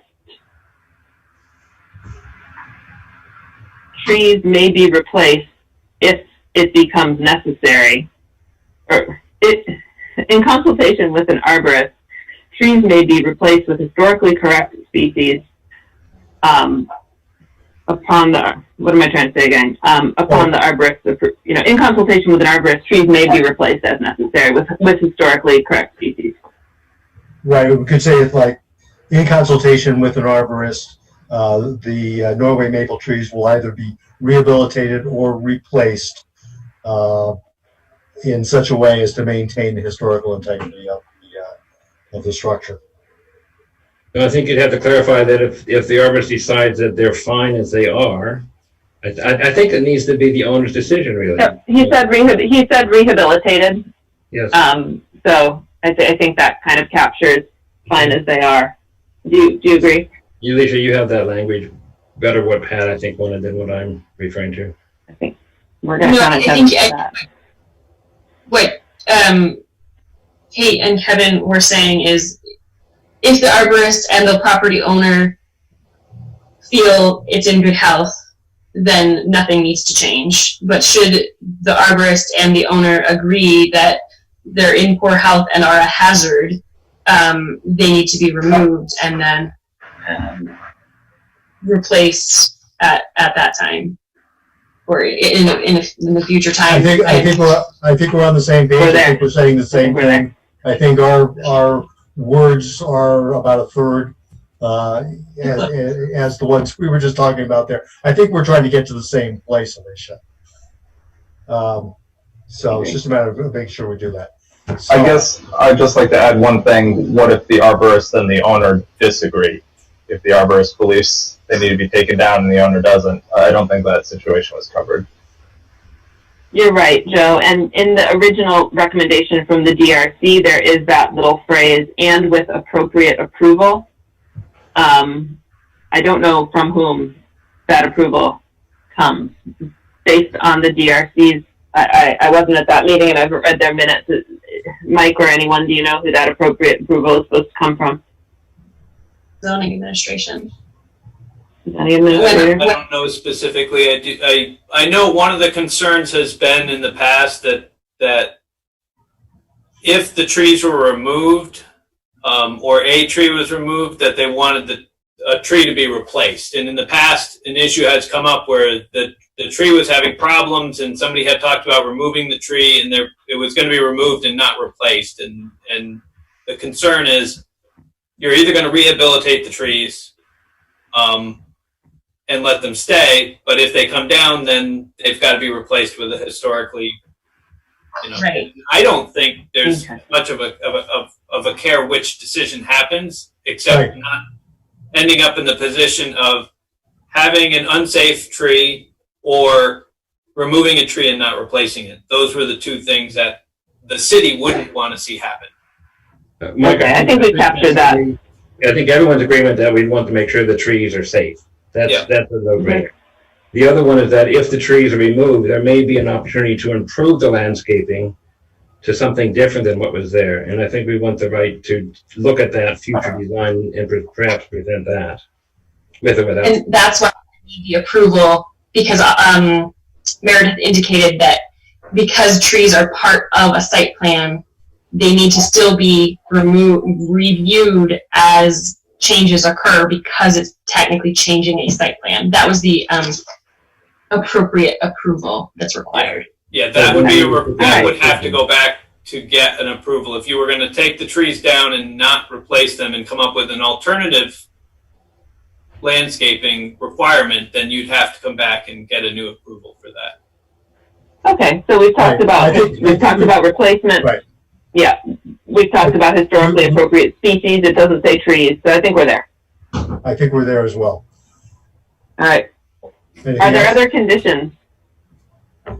Just looking at the staff report, there's, okay, so whether the section 3010 vehicle access and circulation requirements have met, I think we've decided they have. So we don't need to incorporate there. I think we're good to go. I'm sorry, I just want to make sure that the shutter hardware, the shutter, optional shutter still comes in from the DRC. We talked about the trees. I just want to make sure the shutter still stayed in there. Thank you. Yes, we'd like to include that optional provision to put on historically appropriate shutters, preferably in a dark color, I think is what it said, or something like that. All right. We've talked about the conditions that have gone through would be part of this motion. We've agreed that we have the evidence that we need to make a decision. For the record, many of us have expressed concern about the grade, but the stormwater approval, we hope from DPW, is Right. going to be a way to make sure that that is within the realm of acceptable. So with that, I will entertain a motion. Okay, so I'll make the motion to approve the application as submitted with the additional provisions that Department of Public Works will review and approve the stormwater final plan, that there will be directional signage at the drive-through, that, and here's the tricky one, this is the trees, that the recommendations of the DRC shall be incorporated in the approval. And how do we want to address the final part of that? We agree that, looking back on the notes, forgive me. Well, the wordsmithing we can still do even after we've done the vote, just as for the decision. But Okay. I think we should try to be as clear as possible. Every effort will be made to maintain trees such that they are safe and healthy. The applicant will work with an arborist to determine if trees need to be removed, or maintained, removed, or replaced with historically appropriate species, and will seek appropriate approvals for any changes to the site plan resulting from this consultation. I'd just like to have the word historical removed from that, because I think historically the trees that are there are historic, but the one arborist told us that they're an invasive species and not really the best tree for that location. I think Mike had that we should just have the opportunity to have a new submission on a new landscaping plan if we take the trees out. Okay, so it says historic species, which I think opens it up to a range of possibilities, and it needs the Norway maple in particular. And I think the word appropriate, historically appropriate, gives some room to ensure. Kate, I think that's For fine. example, lead paint is historically appropriate, but we don't use lead paint anymore. Exactly the same. So, yeah. Okay. Okay, so is there anything else, or are we ready to vote?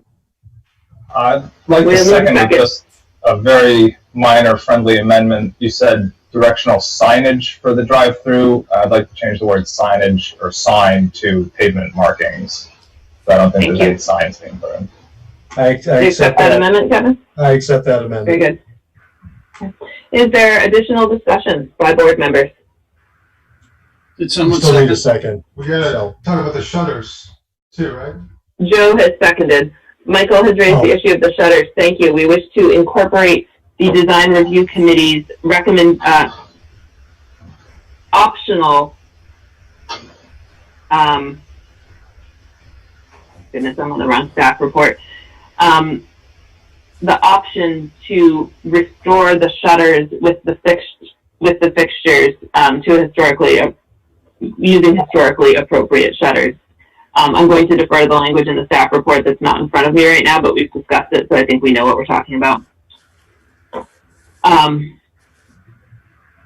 As indicated in the application information, shutter hardware is present on almost all the windows and is deemed to be original to the building. Applicant has the option to install historically correct shutters back on the building, probably in black color, if so desired. That's what it is. Okay, we have a motion and a second. Is there any further discussion? Kevin and Joe, do you accept the amendment to incorporate the piece I just read about the shutters? Yes. Yes. Thank you. Okay, I'm going to call a roll. Joe? Yes. Rob? Abstain. Abstain. Okay, thank you. Roger? Yes. Kevin? Yes. Michael? Yes. And I vote yes as well. Thank you. You'll be hearing from the zoning office about next steps. Everyone will receive notice of the permit, including information about next steps that can be taken by any parties who choose to do so. All right. Thank you all very much for participating. We're at 10:22, but I appreciate the work that's been done and the fact that it's concluded. Thank you for working together. Good conversation. I already said that I appreciate it. I'll say it again. I do. That brings us to our next item on the agenda, which is other business. Our next meeting is August 3rd. At that meeting, we will have a deliberative session. We will be in touch via email to determine, and we will lay out the agenda for the public so that it is known when that deliberative session takes place, whether it's at the beginning or later on. And I would actually maybe turn to Mike and ask if you have advice on that, how we should proceed with that on the August 3rd meeting. On the 3rd, there are only 2 agenda items: the continued meeting from tonight and the continued application from 99 East State, 100 East State? Your East State application. 99. Yeah. So, yeah, 99. So those, you have 2 continued applications. I don't know if that other one is ready for deliberative session or if that one still has more input, but. Okay. I would suggest that we can start with the East State Street application, and then that way, if we need to deliberate privately on that one, we can do both deliberations in the same batch. Does that work for others? Yes. Which is the, okay. Hey, Kate, sorry to interrupt, but yeah, which is the other, it's East State? Is that yeah. one from the, I must have missed that meeting? Is that what this is from? Yeah, it's from last week. So if you want to participate in the in that meeting, I suggest reviewing the meeting notes and all of the materials. It has to do with the creation of a dwelling unit on the parcel where is it Primer that's located there? Primer, Piper, Eggleston, Kramer, or is it? Well, I'll track it down. Yeah. So it's please check it out. Yeah, understood. Yeah. And that's kind of a reminder to all of us that leading up to that meeting, please do review the materials to maybe answer, some of the questions we may have coming out of this may be answered by further review of materials, and that will help us all be prepared to work expediently in our deliberative session. So Okay. Let's shut it down before we hit 3.5 hours. Yes, let's we've do done that. our work. I thank you all. Thank you. Motion to adjourn? Thank you, Kate. So All right. Second? Second. Raise your hand if you say yes. The motion to adjourn is unanimous, and Mike Miller, you can't vote, but we'll see you later anyway. Thank you all. Good night. Okay, thank you. Bye. Kate, thanks for a great job. You all Good night, did. Thank everybody. you.